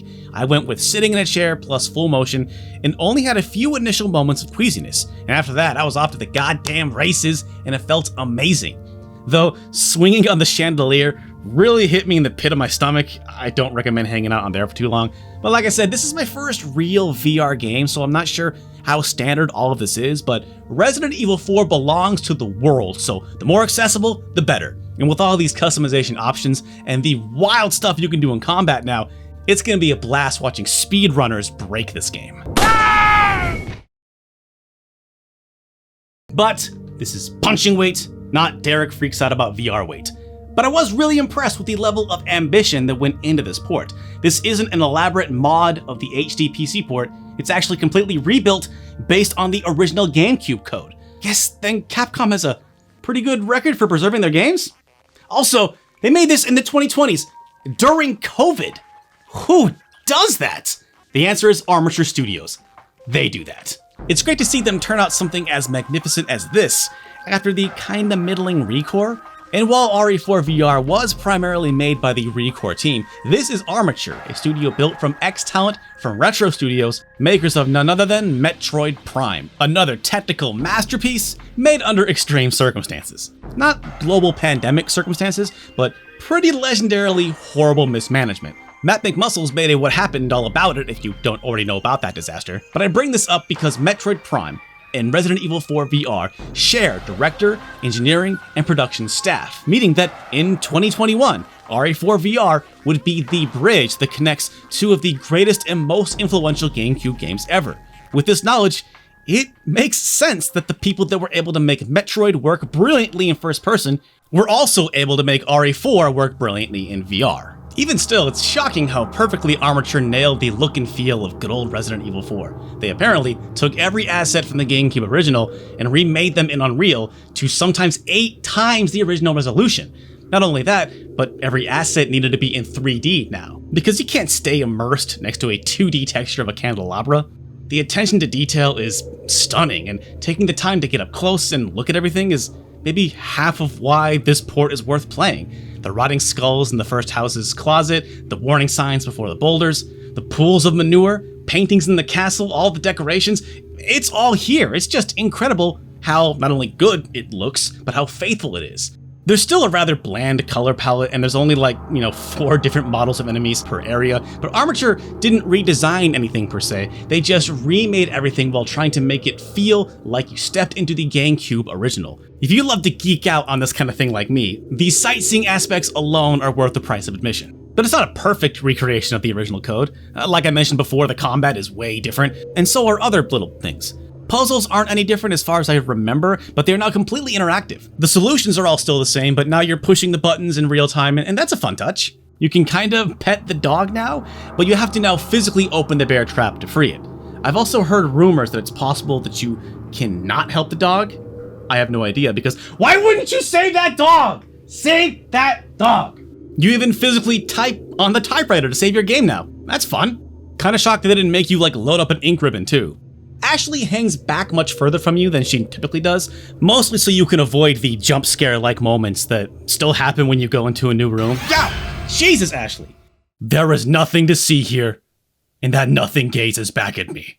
I found this leads Ashley to being grabbed a bit more, but it was only one more thing that heightened the tension during the action. I'm sure there are a million other examples of more gameplay tweaks, but I couldn't help but notice that your hands disappear when you get close to Ashley. Hey, Leon, focus up. You got a mission, okay, buddy? This sort of leads me into one of the bigger headline generators around this game. The complete mutilation and defilement of... Oh, they just took out the ballistics line. Small world, eh? Who are you? Oh, excuse me, your highness. That's right, a few lines of the somewhat sexy variety were removed in this version, though this was left in. Thanks. When we get out of here, drinks are on me. Yeah, hey, I know a good bar. Leon S. Ladies Man Kennedy here is clearly hitting on Mike. And with a body like that, who could blame him? Mike! But the other lines were not so lucky. There's the ballistics line, but also Leon joking that Hunnigan was lonely, Ashley flirting with Leon at the end, the entire post-credits chat with Hunnigan, even a really brief mention that Leon is more of a ladies' man than Luis. It's hardly worth bringing up since it probably amounts to like 2 minutes of game missing, but I do bring it up because let's get real here. Resident Evil 4 is one of the most re-released and readily available video games ever, and here's the one version where Luis doesn't halt a zombie apocalypse so he can ogle Ashley's boobs. The thing you should be angry about is that this mandate did not come from Capcom or the woke mob, the PC police. It allegedly came from Facebook, a company that makes billions off of Ben Shapiro hate clicks. Bring a bucket and a mop for this wet-ass P-word. Also, you have to have a Facebook account to play this game. I am sure Zuckerberg has detailed info on the dimensions of my office, and he has sold that data to advertisers thanks to the cameras on the outside of this thing. And they get away with it because the thing that really riles people up is not hearing Luis say ballistics. But I agree, it is pretty ridiculous. I mean, most of the lines are really innocuous. It's a mature rated game. It's weird from almost every angle and only detracts from what is an utterly brilliant version of a classic game. Something to keep in mind, I guess, but it's just not a deal breaker for me. If there's anything to be upset about for me, it's the lack of a Mercenaries mode. Even the Zeebo port had Mercenaries mode. And seriously, with combat this fun and this good, Derek, how can you not? Change that line, remember? What line? Okay, Capcom just announced, and my producer is informing me just now, but I guess I should check Twitter more often, that yes, no, Mercenaries mode is going to be a free update in 2022. But still, even the Zeebo version had Mercenaries mode at launch. I mean, it would have been wrong to have a retail version of Resident Evil 4 out there that didn't have Mercenaries mode, but I guess that's changed now. There's probably not going to be any other announcements during the making of this video. No, because this is the last Resident Evil 4 video There's no for the more. last Resident Evil 4 game, Grace. What are we going to do? Yeah. You going to make a 32X Resident Evil 4? Now you're talking my language. But then here's the question though, why are they adding this in post-launch? But after playing this game, I kind of get it. I'm impressed they were able to turn around a game of this size with this polish in just a couple of pandemic-riddled years. Or maybe Capcom wasn't sure if this was gonna be very successful and told them to only work on the main campaign. Here's hoping that Separate Ways and Assignment Ada are forthcoming as well. I'd still put this in as my top 3 RE4 ports ever. It deserves the same amount of bonus content. There's also one more problem. This is currently an Oculus Quest 2 exclusive, even though it seems to run fine on an Oculus One, meaning though that a Facebook account is required. And Facebook sucks! They fucking really suck! Oh, sorry, I mean Meta. Meta sucks. And if that gives you pause, yo, I wouldn't blame you. While I'm hoping that Oculus actually follows through on its promise to ditch the Facebook account requirement, I'm not really holding my breath here. I mean, how can I trust a company run by a man who seems obsessed with becoming the bad guy from Ready Player One? I mean, we've already got the Zeebo port stuck on that system. It would be a shame if Resident Evil 4 had 2 incredible ports stuck on obscure, specific pieces of hardware. Well, anyway, thank you so much for watching. We have now covered every single port of Resident Evil 4, and I'm sure that it'll hold for the end of time. Thanks again to Metal Jesus Rocks. He let us borrow his Oculus Quest 2. He has a couple of great videos about Oculus that are linked below. Check those out. And again, thanks to everybody who voted on the community tab. Turns out y'all really wanted to see this video, so hope you liked it. It will probably be our last Resident Evil 4 video for a while. We'll see if that remake really happens. Maybe this is the secret remake all along. What if it turned out that this was the Resident Evil 4 remake that was rumored to happen? Because as we were talking, the Resident Evil 4 remake has not been officially announced. It's still rumors. We'll see what the hell happens with that. But until then, I did them all, baby. I did them all. Also, this video is supported by our Patreon supporters, like all of our videos. Waste a couple of bucks on Stop Skeletons. Donation to the Bone Nation. Help us get to episode 420. Why 420, Derek? Because it's the cool number, Grace. We will see you again really soon. I'm Uncle Derek over there. It's producer Grace. Our dogs are around here somewhere. I don't know. They're sleeping. They're sleeping? Okay. We should be sleeping too. Thanks for watching. Good night, everybody. Stay powerful. Hey, I'm Derek's Meet Derek, and welcome to Stop Skeletons and Fighting. In 2004, I put down $5 for a pre-order of Resident Evil 4 at Babbage's, and I got a bonus Resident Evil 4 GameCube demo disc. And of course, your boy still got it. The demo on this disc goes from the very start of the game to the very end of the village fight, basically from title screen to bingo line. Where's everyone going?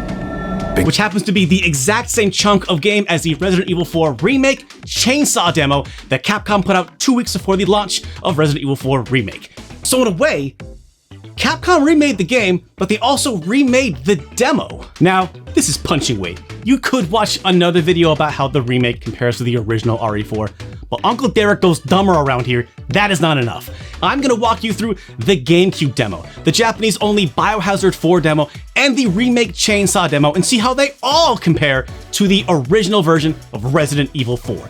The Remake demo shows just how far this series has come from the original release, and the GameCube demo shows how some of RE4's iconic features that changed gaming forever, almost didn't happen or happened at the 11th hour. You thought you knew everything about Resident Evil 4?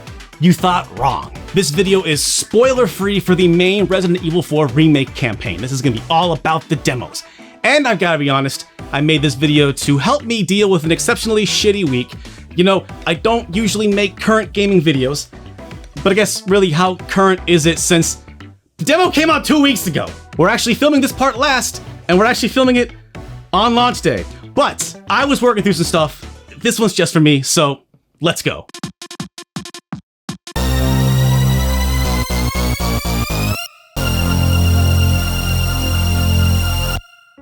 Let's take a moment to appreciate Resident Evil's long lineage of demos. Resident Evil 1 Director's Cut had a Resident Evil 2 demo, which, at the time, was reason enough to buy it a second time. Or third time. RE3 had a Dino Crisis demo, and actually Dino Crisis had an RE3 demo. And most of these featured slight differences from their respective finished games, except for the PS2 Resident Evil 4 demo. That is the same chunk of game as the GameCube demo we're about to go over, but was released after RE4 was already finished, so it doesn't have any major differences. Capcom kept up with RE demos well into the download era, probably peaking with RE7's multiple versions of the beginning hour demo, which is basically free DLC. They started to get a little stingy with timed demos, like the one-shot RE2 demo, literally a single timed trial of the finished game, and an hour-long demo for RE Village. I'm guessing the reaction was pretty sour because Capcom made sure to say right up front that the Resident Evil 4 Remake demo has no time limit and can be played as much as you want. So, the RE4 Remake Chainsaw demo is not only a remake of the GameCube demo, but also a return to form for Resident Evil demos. The Resident Evil 4 Remake demo has a lot of content, but no extras to speak of, which, alright, it's just a download, of course it doesn't, but this is something that we lost with digital demos because the GameCube demo is a physical disc with trailers of all of the then mainline Resident Evil games. Trailers for Resident Evil 0 and the remake, as well as the intro cinematics for Resident Evil 2, 3, and Code Veronica. Now if you were like me, you grew up with the PlayStation or N64 versions of Resident Evil 2, and it'll shock you to know that the intro here on this disc, as well as the GameCube port, is much higher quality. I've watched this intro at least 100 times, but here, watching it in its uncompressed glory, it just looks crazy. I can't put the Vaseline back on the lens. I can't take this. And while we're still talking about the trailers here on this GameCube demo, remember when Code Veronica was something Capcom actually acknowledged? Hey Capcom, you know what Resident Evil game actually needs a remake? Friggin' Code Veronica! And did you know that Code Veronica X for the PS2 was released originally to celebrate Resident Evil's 5th anniversary? Man, this series released so many bangers in just a 5-year period. That's crazy. It also had a Devil May Cry demo, which technically is the very first Resident Evil 4 demo. But we're not talking about that here. But no fun legacy stuff on the Resident Evil 4 Remake demo. But we do have 2 quick allusions to the original game. This title screen animation looks a lot like the path that Leon and his escorts are driving in the intro. It's even got the spooky diagonal trees for extra spooky atmosphere. The loading screen when you launch the remake demo shows an aerial shot of the famous village, which is similar to the original version's title screen, which always felt a little odd to me. I mean, it is an iconic part of the game, but it is just a tiny portion of the overall game. Felt like it should have also cycled through pictures of the castle and the islands, but whatever. Resident Evil 4 Remake demo also does not have the classic warning, this game contains strong language and scenes of explicit violence and gore, which is more of a promise than a warning, let's be real. The same warning/promise appears on the GameCube demo as well, but it's stylized in a completely different way. It also has this cool Capcom logo animation. The letters kind of spiral together and then spiral out. I think it's kind of cool looking, and I don't know that I saw it in any other Capcom game at the time. And here we are, the GameCube demo title screen. It is technically called the Trial Edition, while the remake demo was called the Chainsaw Demo. Yeah, Capcom has gotten way better at marketing in the last 20 years. Like, come on, 2004's Capcom, don't bury the lead. Give the people what they want, and we want chainsaws. And if I'm being honest, like, chainsaw demos are great. Chainsaw controllers are better. Like, come on, Capcom, you remade the game, you remade the demo. Are we remaking these chainsaw controllers next? What are we even doing here? Or do I gotta do everything myself around here? Alright, so let's get into the game proper, and this is something I love about old demos versus new demos today. In old demos, you are really seeing an unfinished game. Yes, the remake demo has the warning, this is not the final product, blah blah blah, but we are basically seeing a finished build of the game just without the day one patch. For example, the GameCube demo has a single option to toggle inverted controls on what looks like the default background of a DVD maker. And that is it.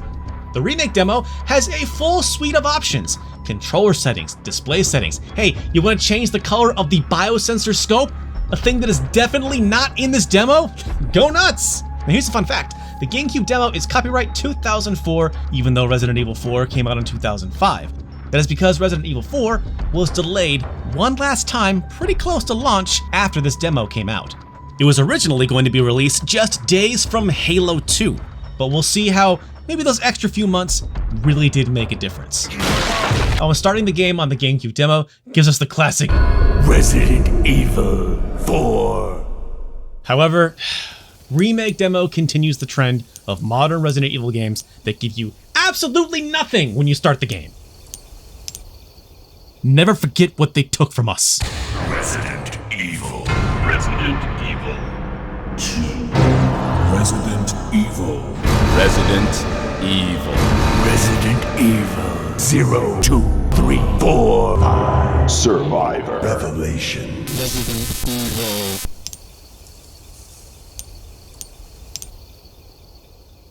That's what I expected from you. We get some lore background in the remake demo, filling in a little bit of backstory of how exactly Leon went from rookie cop to presidential bodyguard. They do not, however, explain that Canadian accent. That night, Raccoon City was wiped out. It was wiped out? Wiped out. It was wiped out. Somehow I made it out. This time, it can be different. It has to. Yeah, it sounds like that was Capcom's mission with Resident Evil 4 Remake here. It is in fact very different, and I cannot believe they actually pulled this off. It is not the full intro, we get some text instead of chatting with our escorts in the car, but it is more than we got in the GameCube demo. Here, we just get a few screens of sparse text. It's not very much, but they still managed to have a ton of tiny errors. Numbers 10 and under should be spelt out. Incident occurred in Raccoon City. Period. That is a complete sentence, no need for an ellipsis there. Ashley Graham, okay, no errors there. Leon must locate her whereabouts and get her out safely. Get her out safe is grammatically correct, but it sounds super clunky. C-, I expect more from you. There's a Japanese-only GameCube demo of Biohazard 4 that was packaged in with a Famitsu magazine, and this exact same text appears in that demo too. I don't know why it wasn't written in Japanese. The more I dig into this, the less I understand it, so let's just move on. GameCube demo does have the last scene with Leon's chauffeurs, but no chat with Hunnigan. This demo should have had 3 chats with Hunnigan, but she is not in this GameCube demo at all. When the remake starts proper, I can imagine it has speedrunners cheering. Resident Evil 4 Remake does not have a super long intro. It still has the same scenic start as in Resident Evil 7 and 8, but you can cruise all past that in a few seconds if you want. There is plenty to look at, including an animal carcass of some kind. Resident Evil 7 and 8, and now Resident Evil 4 Remake, all have animal carcasses in the very beginning. Bit of an odd tradition that they've started. Turn around, you'll see that the 2 local cops are missing from the car, as opposed to waiting in the car like in the original. I think this is a really nice improvement, and gives Leon much better motivation to start snooping around the village. In the original game, they're useless smartasses who give Leon guff if you talk to them or walk in the wrong direction. Forget your makeup or something? Well, now that you mention it, though it would appear in the remake, Leon did not forget his makeup. Nor did Ashley. Wow. But here is where we see one of the first huge differences with the GameCube demo. the controls, and camera. The C-stick locks your views tilted up or down instead of just giving you a general free look. And the aiming controls are way off. Now this is always a tough thing to explain in a video, but Leon doesn't quite move with the rest of the camera. Feels a bit like aiming in GoldenEye, where there's like a small box where you can move independent of the camera, especially like shifting left and right. The camera doesn't follow your aiming in the same way, and it's actually really difficult to tell what the hell you're aiming at. And that, combined with the fact that your laser pointer is super faint, it just ain't as tight as the original game. Suffice it to say, I usually do not have this much trouble hitting the crows. Sorry, I said I usually don't have this much trouble. Don't have this much trouble. I usually don't. Said I usually do not have this much trouble. Okay, whatever. My point is that Resident Evil 4 is one of the most polished games of all time, and this demo suggests that that polish came super late in development. The remake also has crows perched on a tree, but at this point you can't use your gun or open your inventory. Also, looks like the trees here are plucked straight from House Beneviento. But this is an example of tons of tiny details from the original game represented in this remake, but in subtle, clever ways. Stuff you might not have even noticed at first. There's a little nook to the right, just like the window you can jump from in the original game, but you end up jumping from a different window on the second floor, and there's actually no window here at all.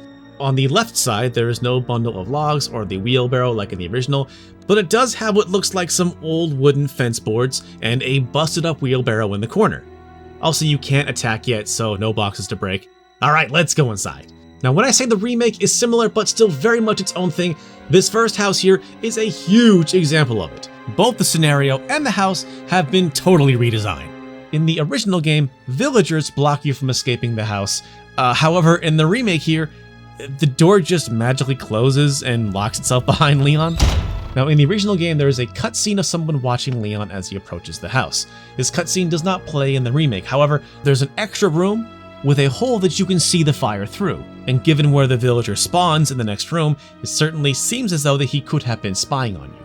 Oh, and I played through Resident Evil Village again pretty recently. This bowl of fruit is absolutely a recycled asset.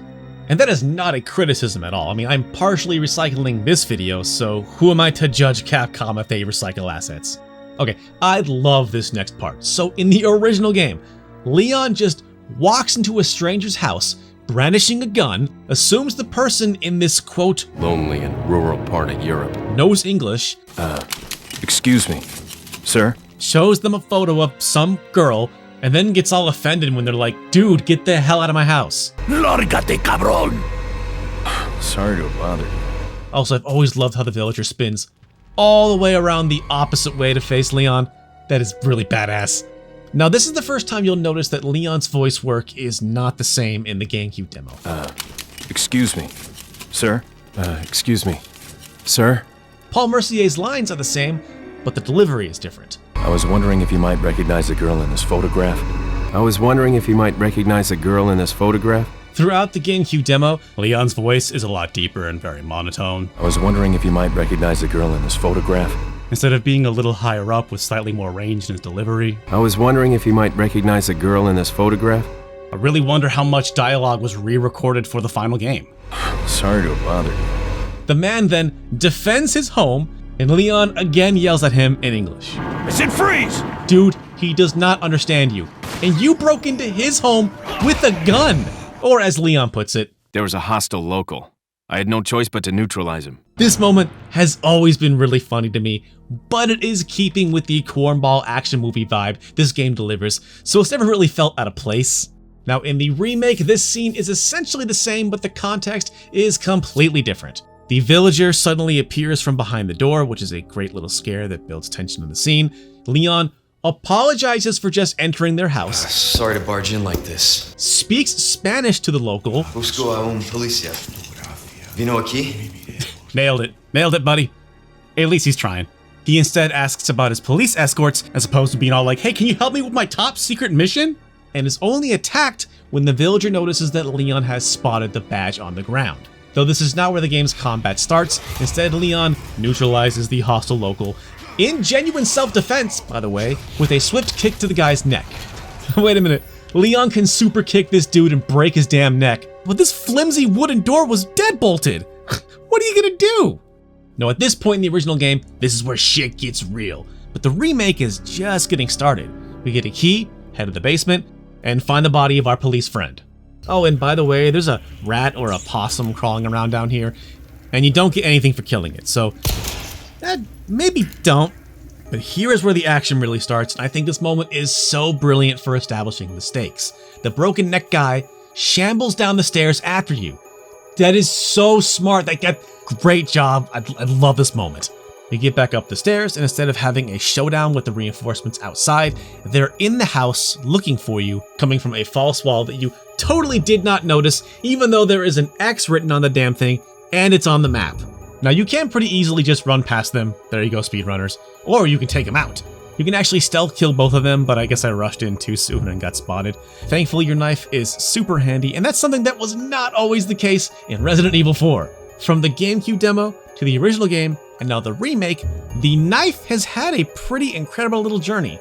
In RE4, your firearm is mapped to R, and your knife is mapped to L. It is never in your inventory, never taking up space, it is never something you need to equip. The RE1 DS port actually adopts this exact thing, and it works so good in that game. In the GameCube demo, the L button has exactly zero, that's right, zero use, because the knife must be equipped manually from the inventory. Now in the remake, R is your knife, but L plus R is your firearm. So it went from a thing you have to equip to a thing mapped to L plus A to basically neutral R2, and it is also a parry, which is a small change that changes the dynamic of the game's combat pretty significantly. Oh, and get a load of this inventory screen on the GameCube demo. Hey, were you ever curious what Resident Evil 4 would be like without the attaché inventory? Here you go. This implies that the inventory screen, that's, by the way, so iconic that someone made an entire puzzle game out of it, was put in late in development. Also, there are 60 spaces here. 60! And the shotgun takes up only one space. But so do the treasures that you can sell later. But still, imagine being able to hold like every weapon of the game at once. The remake not only has the classic attaché, but also case upgrades, which you can see in the demo if you look for it. You can only see that it is equipped with an upgrade, not anything more, but it is there in the demo. Now behind the false wall you can see some skulls under the stairs, just like in the original, though there's no text prompt in the remake demo, so it's kinda easy to miss. Now let's head upstairs. Leon jumps on a codec with Hunnigan, who is Hachi Machi, a smoking hot nerd goddess in the remake. God damn. Anyway, Leon is swarmed and jumps out the window because of course he does. You can actually jump out the other window in the original game, but why the hell would you do that?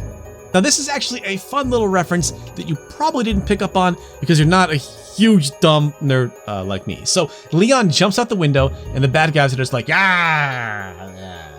whatever. Which is exactly what they do in the original game if you just run past them.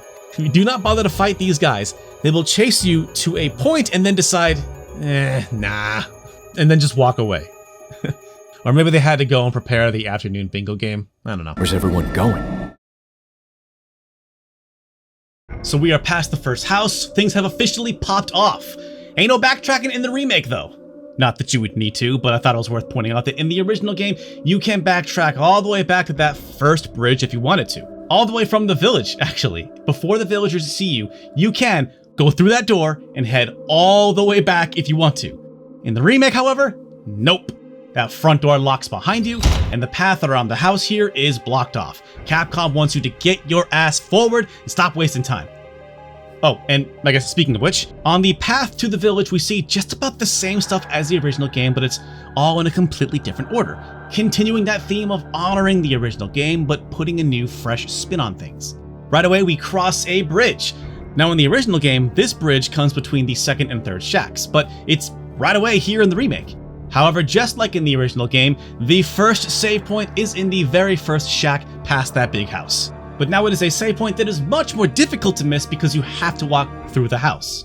And I actually think it's a small, subtle example of how the philosophy of game development has shifted so much over the years. A lot of talk about the yellow paint on the breakable boxes around here, but hey, what about this first save point that you cannot miss? And just like the original game as well, right after that first shack, there are two crows just chilling out there. Though neither drops a grenade in the remake, so maybe it's just best to save your ammo. Alright, and I swear, this has nothing to do with the fact that while I was making this video, My dog was in the ER, but Capcom, what are you doing with the dog here? Just like in the original game and the demo, we see a dog caught in a bear trap. Except here in the remake demo, the dog is already dead. You cannot save the dog. What are you doing, Capcom? Things have changed since the GameCube era. We pet the dog in video games now. Even Grunkle Shinji Mikami himself made a special announcement just to say that you can pet the dog in Ghostwire Tokyo. This was revealed in early gameplay previews of Resident Evil 4 Remake, and I have been outraged since. If in the finished game you cannot save this dog, or if there isn't another dog to save, I take it all back.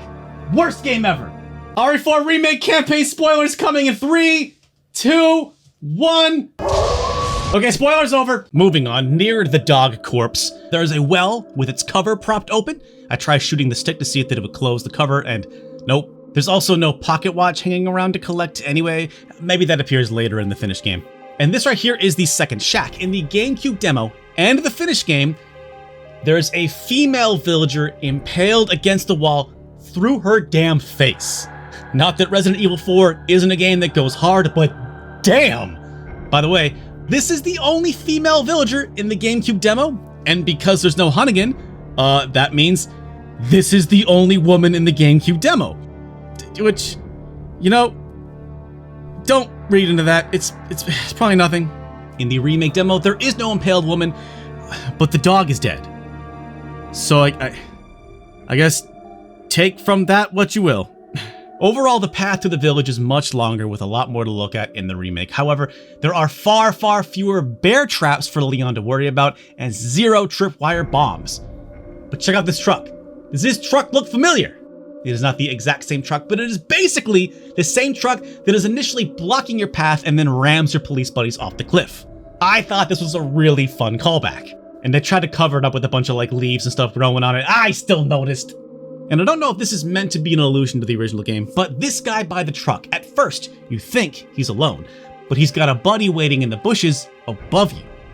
Clever girl. And this kind of reminds me of the group of guys watching you from way above on the hill. I always thought it was weird those guys don't run off and warn the others, but they are the 3 guys who appear at the entrance if you try to run back out of the village. So I guess they locked Leon in there, but they don't go and warn everybody else?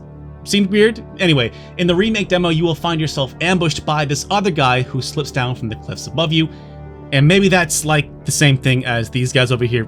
I don't know. Maybe. Also, this is the first time we get to see the Plagas transformation up close.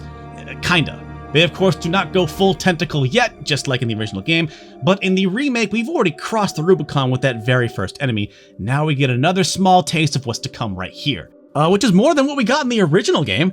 Interesting fact, in the original game, you cannot perform any headshots until you get to the village. I mean, you can shoot them in the head, but you don't get that satisfying pop until you enter the village.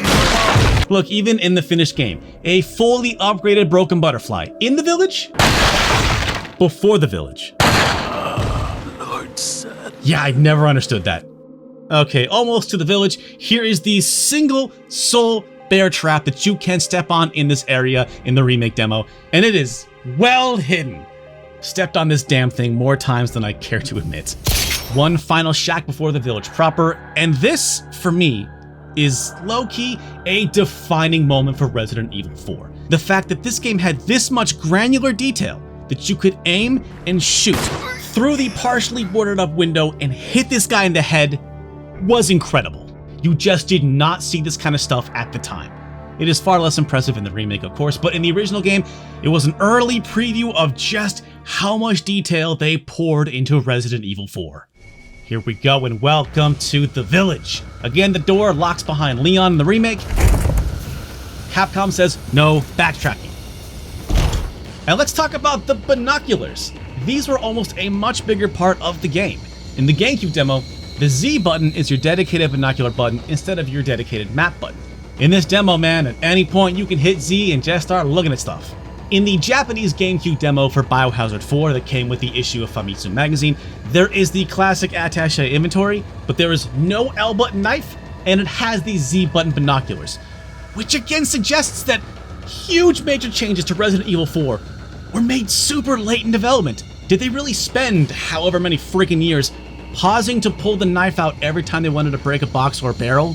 So here is where there are so many differences between the remake and the original, there's almost too much to talk about.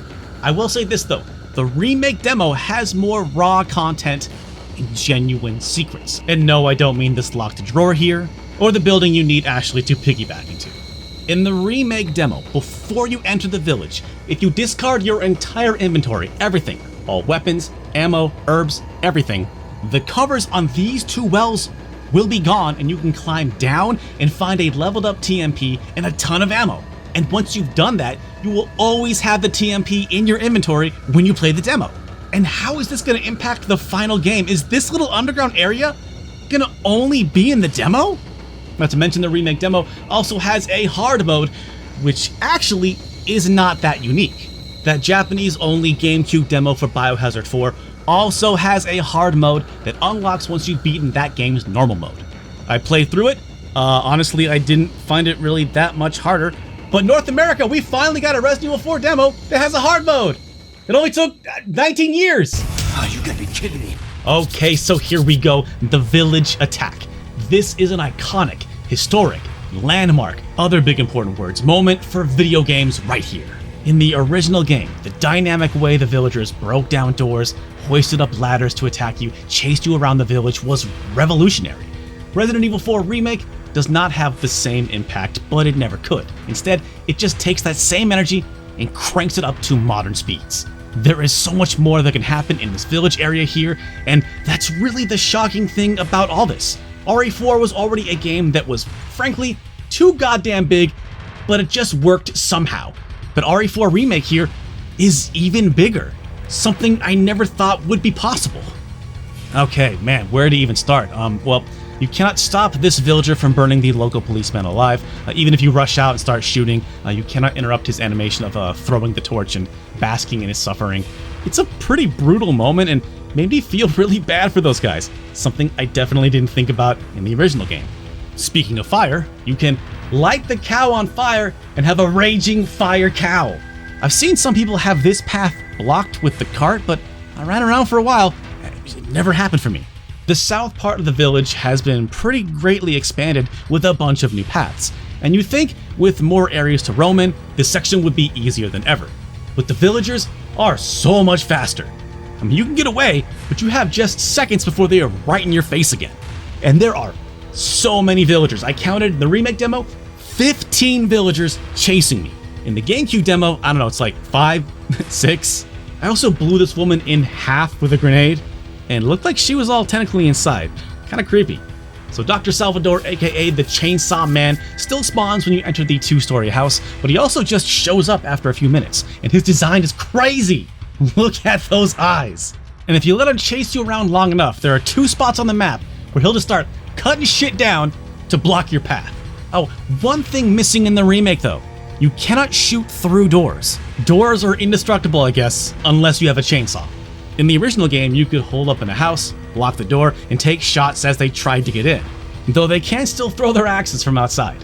Not that the enemies in Remake need to be any more deadly, it was a little disappointing to see this tech was not here. And here's something I only just discovered. In the Japanese Famitsu demo, this house has like a giant velvet picture of Mr. Chainsaw himself, like he's freaking Elvis or something. If you walk up to it, you can examine it, and there is text that reads something like, "The Chainsaw Man is a local legend. They say no matter how many times you kill him, he always gets back up. He's the richest man in town though," which I guess is trying to explain canonically why there's more than one of them and why they drop so much money. Strangest thing is, this is only in the Famitsu GameCube demo. It is not in the North American GameCube demo, it is in neither the American or Japanese completed game, or even referenced in the remake. What the hell? And of course, the most important part is the end here. In the remake, the bell rings in-game, and you get to experience that eerie moment in real time when all the enemies suddenly stop chasing you. And then of course... Where's everyone going? Bingo? Oh man, it's beautiful. And those are the Resident Evil 4 demos. They both end there. But one last thing. While I was making this video, Resident Evil 4 Remake's review embargo went up, and in their 10 out of 10 flawless, perfect, amazing review, the reviewer at IGN casually mentions that RE4 was a game that needed to be remade because the controls are so bad. And when I heard that, I thought, oh crap. Is this the start of RE4 was never good revisionism? I will echo what I have said before. RE4's stiff controls are something you get used to because every aspect of the combat and enemy behavior is built around Leon's inability to move with his weapon drawn. Did games like Dead Space and Gears of War greatly improve on these controls? Sure, but if you gave free movement to Leon in the original Resident Evil 4, you'd have to completely rebalance the game, which Armature did with their exceptional VR port. If you think that RE4 was never good and needed a remake, I dare say you never played past this demo. The starting pistol does suck, and the controls do take some time to get used to. I can see how the beginning of RE4 could put off some new players, but that is a rough first impression, not was never good. Or it could be something else, that I am getting mad about absolutely nothing here. Like I said at the start of this video, I made this right before Remake came out, so I'm sure there are probably a few things that are going to age incredibly poorly, but hey, I guess I'm documenting the time before the world changed forever with the Resident Evil 4 remake. Or maybe I don't really care. This is the no spoilers that the people demanded. Just pure misinformation. There you go. Yeah, exactly. Yeah. No spoilers. I don't know. You don't know. No one knows. Damn it. And I have my chainsaws here, and I have 4 copies of Resident Evil 4. Also, Dead Space. Dead Space remake is really good. Resting on top of Dark Souls, implying that Dead Space is the Dark Souls of Resident Evil, which or it's just a truly uncontroversial statement. Or it's just 3 big things that fill space and stack it up, maybe. But yeah, I know what you mean. I know what you said. I'm gonna be real though. Like this one was just for me. Grace was out of town, and I wanted to do something kind of quickly. The chainsaw demo just kind of fell into my lap, so I decided to basically remake the GameCube demo video that I made 11 years ago, which was my very first Resident Evil 4 video. Look how far I've come. Grace has a recurring joke in her podcast, and because Resident Evil invariably always comes up, she likes to note time to Resident Evil mention. So, hey, if you want to hear about more Resident Evil fueled nonsense, check out any episode of our podcast, Stop Skeletons and Podcasting, which all these people down here can listen to live because they are Patreon supporters. Thanks to all our patrons. Without your support, I truly don't know what I would have done the last couple of weeks. I've had people tell me over the years, that my videos have helped them through tough times. But that's a two-way street. On the other side of that, making these videos for you all helps me out a lot. You give me something to distract my brain when real life hits. So thank you so much for watching. Subscribe, check out the podcast, join us on Patreon, and you know what? Just stay tuned. We'll see you again real soon. Stay powerful.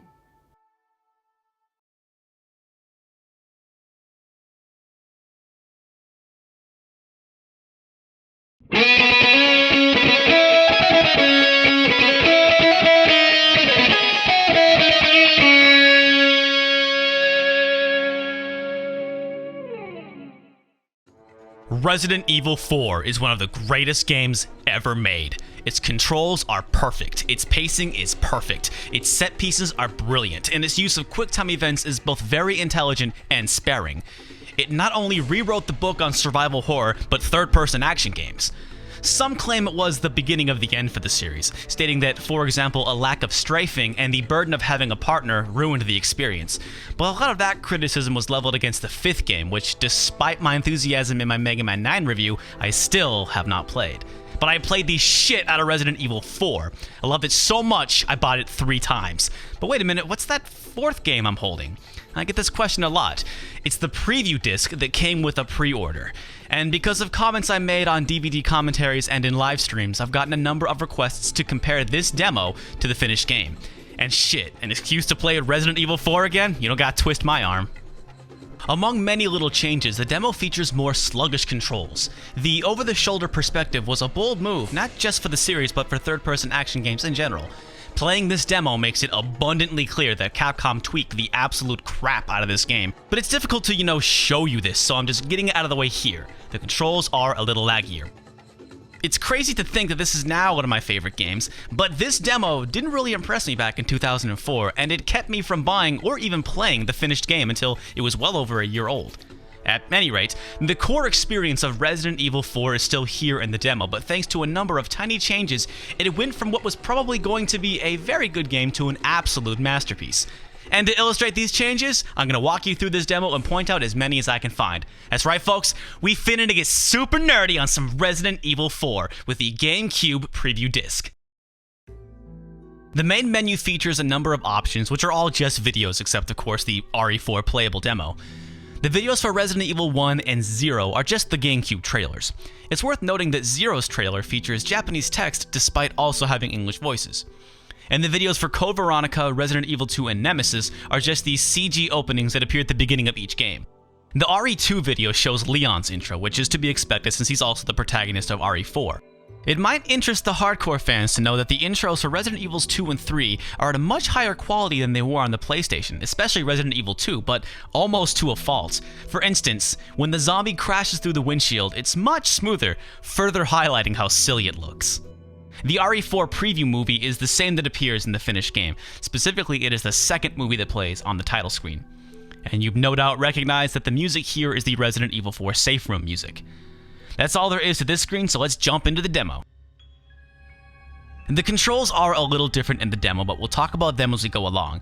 When we start the demo proper, we're greeted with a completely different warning screen, though the wording is the same. The title screen image is basically the same, and the option leads to an almost alarmingly stark screen, giving only the option to toggle inverted aim. Not this familiar screen, which I'm sure we've all accidentally brought up when we meant to bring up the inventory instead. You'll notice the demo is copyright 2004.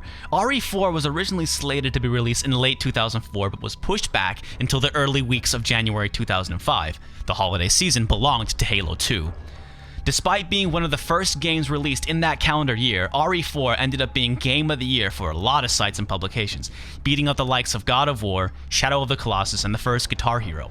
Some sites at the time even claimed that had Resident Evil 4 been released in 04, it would have beaten the likes of San Andreas, Half-Life 2, Metal Gear Solid 3, and World of Warcraft and still been Game of the Year. However, as we'll find out in a minute, it's fair to speculate that had this game not had those extra few months, it would not have been the classic we know today.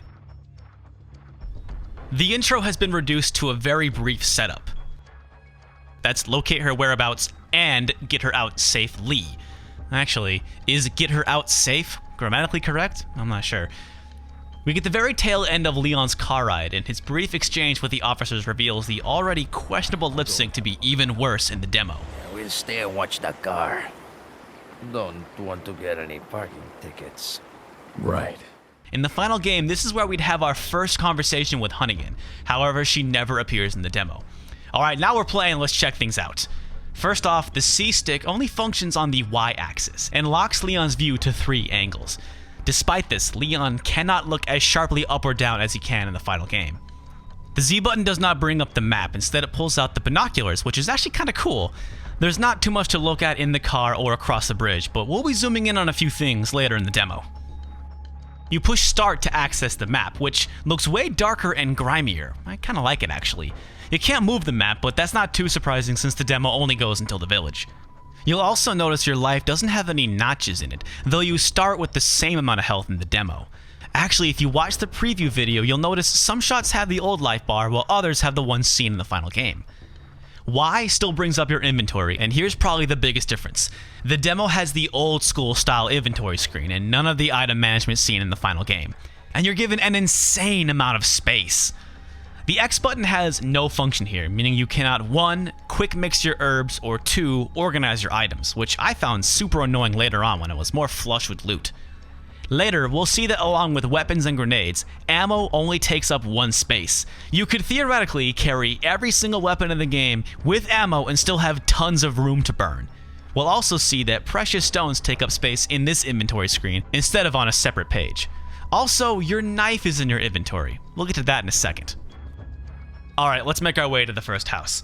I always take out a crow or 2 if I can, and this is where I notice that your laser sight is fainter, making targeting a little tougher. Picking up items from opponents only brings up text, no picture or audio cue. It's easy to click fast and miss what you just picked up. Oh shit, we're being watched.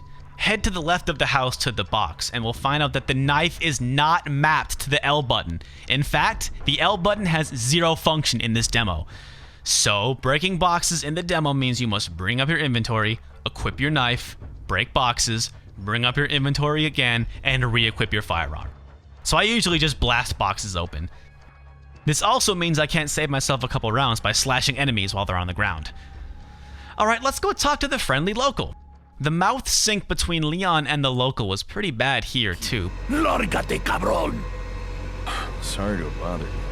But as a matter of fact, it was poor in the final game too. Lárgate, cabrón! Sorry to have bothered you. Lárgate, cabrón! Sorry to have bothered you. Oh, shit just got real. But again, there's no talk with Hunnigan here, so let's explore the house a bit. Examining the body whips the camera around instead of just jump cutting. Examining the decomposing heads under the stairs doesn't have that spooky musical cue, though it's still unsettling to look at. Run upstairs and you'll still find handgun rounds, but there isn't any kind of audio cue for collecting the item. You just pick it up and boop, it's in your inventory. Alright, let's jump out this window and not kill these guys just yet. One of the great joys of gaming is screwing with scripted events. If you run past these guys and go down the path, they won't chase you, they'll just let you go. But the enemies are still scripted to close in on you when you get near them, so actually you can lure them past their scripted area, and if you move too far away from them, they'll just stop and stare at you, eventually getting bored and running away. It was here I noticed that the locals brandishing a pitchfork attack differently. Instead of winding up their attack, they just stab you. I noticed this because this attack is much quicker and actually unavoidable. Alright, enough fucking around, let's take care of business. It was here I noticed that the gunshot sounds way different.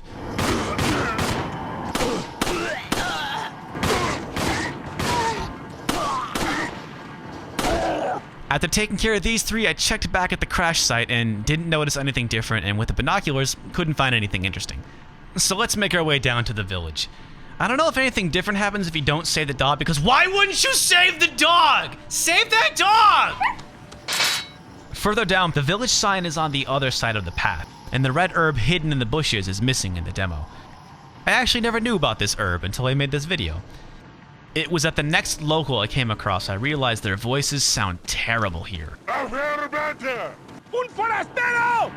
They also yell a phrase that doesn't appear in the final game, and you'll find that they yell that phrase a lot. If you squint, you can see he actually dropped an item, but it's super faint in the demo. Again, picking up items from downed enemies prompts no audio cue or image. You also do not have the option to use it if it were, say, an herb. Alright, the shack right before the bridge. This is a good time to point out that the demo of Resident Evil 4 might be the most sexist game ever made. The only two women in this demo are the president's daughter, who was only briefly mentioned in the beginning, and this unfortunate woman. So yes, in the Resident Evil 4 demo, all females are either executed publicly or kidnapped. I'm not actually claiming sexism here, this is just something that struck me as kind of funny. If you're a real sick fuck, you can pull out the binoculars and zoom in on this poor woman. She's still bleeding, by the way. Anywho, when you cross the bridge, you'll be spotted by a few locals, and because you have binoculars, you can zoom in on them and watch them as they blink from existence. Video games. It was around here that I found out that you can reload your guns on the inventory screen, something that takes a lot of strategy and tension away from the game. In this last shack, you find an onyx stone in place of typical ammo, gold, or herbs. Onyx stone, by the way, do not appear in the final game. Alright, now we're at the village. Once again, no conversation with Hunnigan here, and when you peek through the binoculars, it's a 100% sausage fest. I guess it was no girls allowed. Here you can tell the locals really sound bad.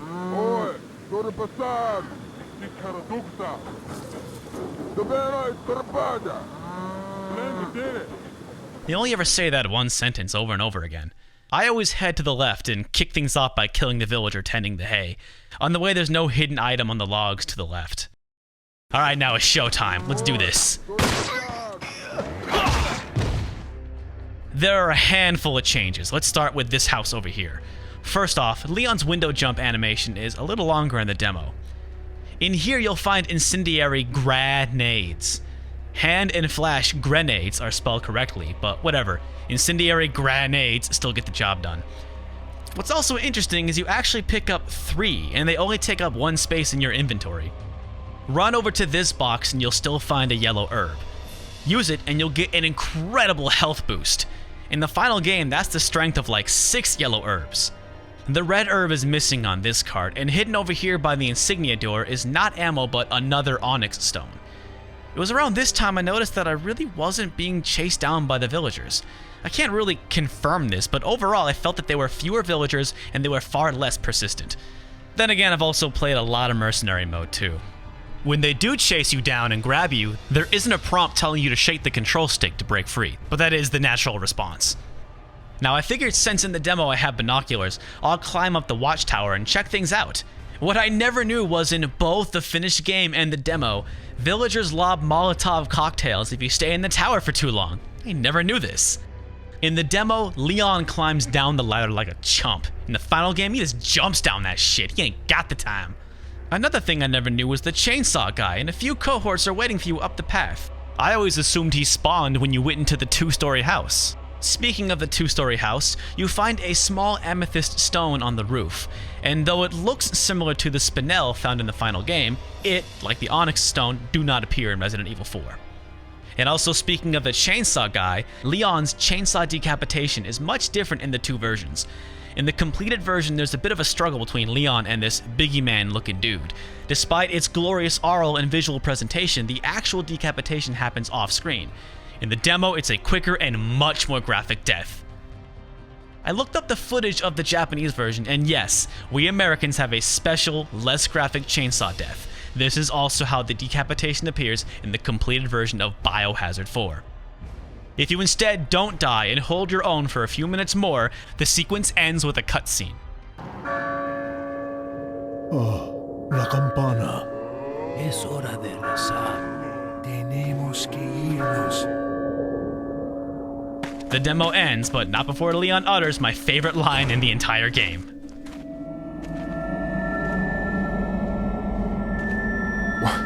Where's everyone going? Bingo? Yes, Leon, they're going to play bingo. God damn, I love this game. Like I said at the top of this video, I couldn't really show you here, but you have to take my word for it. The controls are much worse in the demo. And this, along with a weaker aiming reticle, less resolute enemies, a knife that must be equipped, and a complete absence of item management, sets Resident Evil 4 up to be a measure less than the masterpiece it became. But Capcom spent those extra few months sanding the undersides of the drawers, crafting one of the greatest video games ever made. And here's hoping that they bring the series back to this level with Part 6. We'll have to wait and see. And that about does it for this video, folks. I hope you enjoyed getting super nerdy on some Resident Evil 4. Thanks for watching.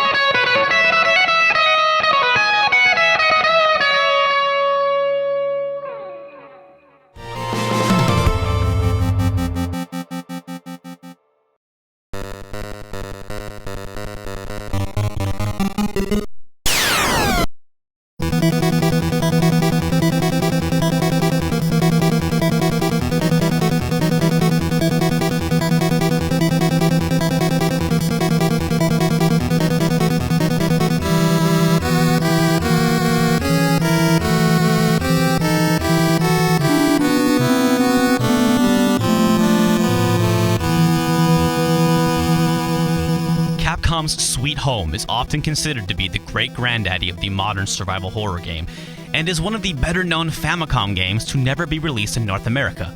But it's not just that one game that was too gory or violent for North America, it's also an absolute masterpiece. As a turn-based RPG, it has aged better than any other on the system by going against tradition. As a survival horror game, many of the common conventions of the genre were birthed and nearly perfected in Sweet Home. As a piece of horror fiction, it is genuinely dark and scary, with probably the most shocking and unsettling moments in an NES game. Yeah, Chiller and Wampaka Graffiti, you ain't got nothing. In short, Sweet Home is as brilliant as it was trailblazing. You may have heard of this game, but you never thought it was this good. Because I thought I'd seen it all. I thought I knew the NES, but I hadn't seen anything. I hadn't played Capcom's horror masterpiece, Sweet Home.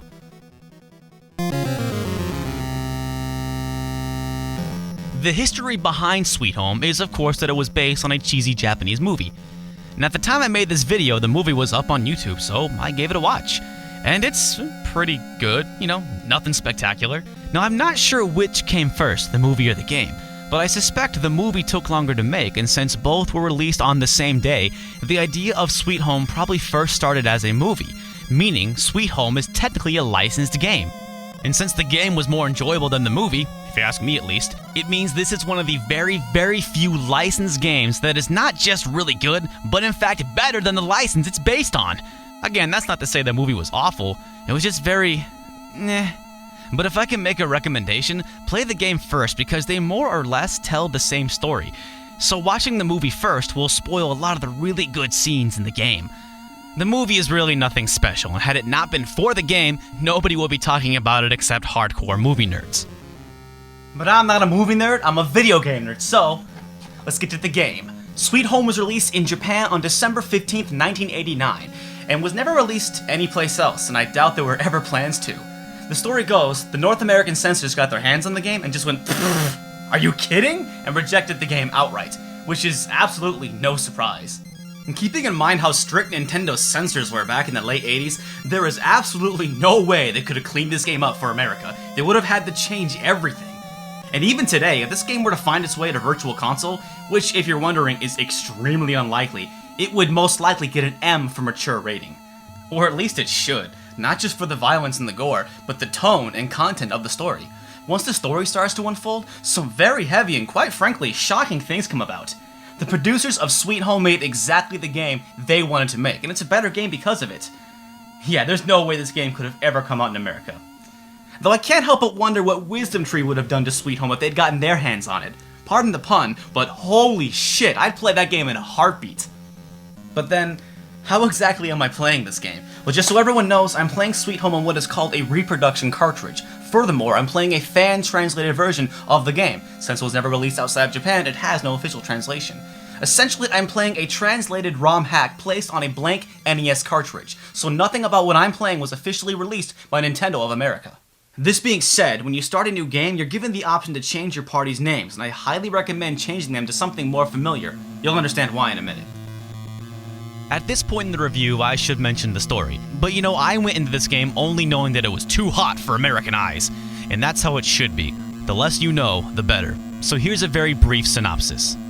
A film crew travels to the desolate Mamiya mansion to document and preserve the late painter Ichiro Mamiya's collection of frescoes. But it's rumored to be haunted by the ghost of his late wife, Lady Mamiya. Undaunted, our heroes go in anyway, and of course find out that it is indeed haunted by the ghost of Lady Mamiya the second they enter the giant mansion. And telling you any more would only spoil the experience. The story isn't so much about your party, but is rather your party piecing together the horrific events that took place in the mansion many years ago. This means there aren't long dialogue scenes or even character development within your party. Instead, you have to piece most of the plot together from hidden messages in frescoes, Ichiro Mamiya's journal entries, and messages from recently and not so recently slain corpses littered throughout the mansion. Think of it like all the files and newspaper clippings you collect in Resident Evil. And the story is well paced, too. At first, Sweet Home supplies you with helpful hints and direction, but once you got the hang of things, the story takes an abrupt and dark turn, announcing the shit has officially started. And since this is an NES game, they gotta keep their shit concise. It pulls no punches and wastes no time. It's great. Now, I've already mentioned that Sweet Home definitely has its whoa moments. Whoa. And I'm sure a lot of you aren't convinced. Whoa. Sure, this is an NES game, but this is an NES game! You thought Hitler's head exploding was graphic? Trust me, I could show you some shit.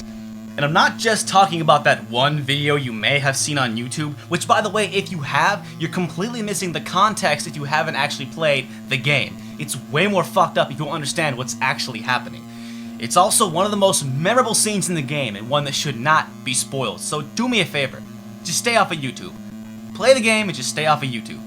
Besides, it's not the gory bits, of which there are a few, that are scary. It's more the grim tone and content of the story. I'm prepared to be taken aback and disturbed when I play a horror game on Xbox or PlayStation. But a game on the NES? I'm completely out of my element here. There were many times where I had to look down at my hands just to reassure myself I was in fact playing an NES game. It's maybe the only game on the system whose story completely arrested my attention, where I kept playing because I just had to know what was going on and what was going to happen next. It may not be one of video games' all-time great pieces of storytelling, but it may be the system's definitive piece of storytelling. Clash at Demon Head, Golgo 13, Crystalis, Deja Vu all have great stories, sure, but they never reach the impressive level of cohesiveness and allure of Sweet Home. The story is great, but I wouldn't dare spoil any of it. Just take my word for it. It's a fun, scary, good time. But we all know that story and setting don't make a game. If a game ain't fun to play, is it going to be any fun at all? So is Sweet Home fun to play? Get comfortable. Sweet Home is an experience unlike anything else on the system. In Sweet Home, you have 5 people in your party, each with their own special item. I think some are stronger than others, but I went through the whole game without ever really worrying about it. What's far more important are the special items, because the mansion is littered top to bottom with hazards and puzzles. Locked doors need keys, debris needs to be cleared, and of course, frescoes need to be preserved. Furthermore, there's a ton of extra items that anyone can pick up and swap. Planks of wood to cross over chasms with, oh buddy, watch your step. Candles to aid you in the dark, gloves that help you crawl through thorny bushes, and so on. But as I'm sure you've noticed, you can't travel with all 5 members at once. The most your party can hold is 3. You not only need to manage your items, but also 2 separate parties. Which means you've got to decide which 2 are traveling alone. And there's no real right combination either. Should the photographer stick with the key holder since many of the frescoes are behind locked doors? Or since there's so many locked doors, should the key holder stick with the medic just in case they get poisoned or cursed? But sometimes the frescoes are covered in dust and can't be photographed. So should the photographer stick with the vacuum guy? If you change your mind, you can change your party just as easy as you swap items. Ah, crap, I need a rope. Now who did I leave that with? Ah, damn it, I left it with those guys and they're downstairs. It's a remarkable amount of strategy for an NES game. But let's not forget that Sweet Home is primarily an RPG, but damn it, it nails that too. It's sad to say that even though Final Fantasy and Dragon Warrior are 2 of the most important RPGs ever made, they sure as hell are boring, aren't they? All that grinding? I don't know how the hell I played these games as a kid. Yes, they're classics, but man did these games age poorly. But just like with Earthbound, Sweet Home deviates from many typical RPG conventions, making it the best aged turn-based RPG on the system. Sweet Home takes place in a haunted mansion. This of course means there are no towns. Progress is never impeded because you need to tread back to town to rest up at the inn. And don't expect any safe rooms or magical warps either. You are stuck in that mansion. But this means a number of things. 1. No talking to the king to record your progress. You can save anytime, anywhere. 2. The game is therefore pretty much always moving forward, which makes it addicting. 3. No weapon shops. All weapons are found lying around the mansion. And since there's no shopping to be done, 4. Enemies don't give you money, just experience. So 5. If you're going to grind, it's just to raise your levels. Now it is important you keep on that grind, but with no inns, how are you supposed to heal? Tonics are found throughout the mansion, and they instantly heal everyone in your party 100% regardless of your levels. That may sound a little too convenient, but remember, you can't buy tonics. You have to ration the handful littered throughout the mansion. There's that item management again. But if this sounds like a deal breaker, don't worry. To be honest, I was never sweating over tonics. Another great thing about Sweet Home is how it streamlines the random battles. Battles are typically quick because you never fight more than one enemy. Another subtle thing is there's no death animation or fanfare for winning a battle. Once your foe has been vanquished, the text announces you've earned this much experience and boom, you're back on the overworld. Like all old school RPGs, Sweet Home suffers from random battle syndrome, but it does a damn good job of making this staple of the genre as painless as possible. Now just because you never fight more than one enemy at a time, doesn't mean you should ever have a party member travel alone. Throughout the game, increasing more so as you progress, enemies love to poison and curse party members. Early on, enemies will stun a party member, and though this doesn't affect them after battle, during battle their health quickly depletes. Later enemies will curse and poison, which depending on the creature, will either paralyze you during or sometimes after battle. Either way, if you don't treat their illness quickly, they'll be dead in no time. Nah, but what's the big deal? If they die, just bring them back with a phoenix down or something, right? No problem, right? Wrong. If a party member dies, they're dead. For good. You cannot bring them back. And their special item, also gone. Sweet Home doesn't fuck around. Hope you got an empty slot to carry the replacement item. It is very important you stick together and keep your medic nearby. Also, if your medic becomes cursed, any character can run up and use her med pack on her, which is some smart programming by Capcom. So watch your party's HP closely, but remember, there's only so many tonics to go around. But this tendency to curse and poison can work in your favor. Let's say you get into a fight and the enemy is only able to attack once before you clobber them. And if all they do is curse you, it's no big deal if you got your medic around. Just heal them as soon as the curse sets in and everything goes back to good. Nobody loses any HP and it's like the fight never happened. So stay sharp and you should be ready for when the unexpected happens. Because there's more than just random battles to contend with. Oh yes, this house is alive and it's hungry. Collapsing floors? Check. Sticky floors? Check. Ice pits? Check. Water traps? Check. Fire traps? Check. Possessed chairs? Knives? Statues? Chandeliers? Check. And probably the biggest threat, lost souls that'll snatch up a party member and place them somewhere else in the mansion. Later in the game, enemies start doing this in the midst of battle, which really fucks with your plans. Did I mention you can save anytime, anywhere, and you should save often? So let's recap. You've got to deal with managing your party, managing your items, especially tonics, be ready for poison and curses, as well as random battles and a bevy of traps and hazards. In a nutshell, take Final Fantasy or Dragon Warrior, streamline random battles, trim the grinding way down, add puzzles, hazards, and traps, and replace weapon and armor customization with party and item management. And suddenly, you have a 20-year-old RPG that is never boring. Wrap it all together in a dark, sometimes genuinely scary atmosphere, and you've got a goddamn classic, an absolute must-play. Technically speaking, Sweet Home is also an excellent title. The graphics are top-notch for an NES game from 1989. The many monsters are all disgustingly detailed. Mr. Grasping Hands and Vomiting Head gets me every time. Get it off. And if you read the description, these guys poison you by squirting you with pus from the many pimples that cover their bodies. That is awesome and fucking gross. The menu system is a little clunky, but it's something you get used to. Considering how complex all the customization is, it could have been a lot worse. Hey, this game is 20 years old. Set your standards accordingly. The soundtrack is excellent, though not really catchy or melodic. Now, in the past, I've held a lack of melody against a game, but the music here expertly complements the mood and atmosphere of the Haunted Mansion, which is exactly what it needed to do. Maybe not iPod-worthy like most other Capcom titles, but it understands its role in a game like this. I've used a lot of hyperbole in talking about Sweet Home, but I'll admit, I really have no idea if this game truly is the most graphic or gory game on the NES, because technically it's a Japanese Famicom game.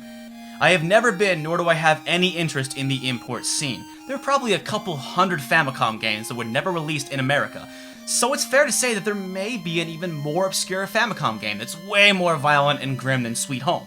So let me save myself a few dozen emails by saying this was just a gift from a friend, and I have no interest in reviewing other reproduction carts or import games. I've got my hands full enough with domestic games. This was just a one-off kind of deal. And now I am officially done with Halloween, so, backed by popular demand, more hilarious Halloween jokes. Let's see.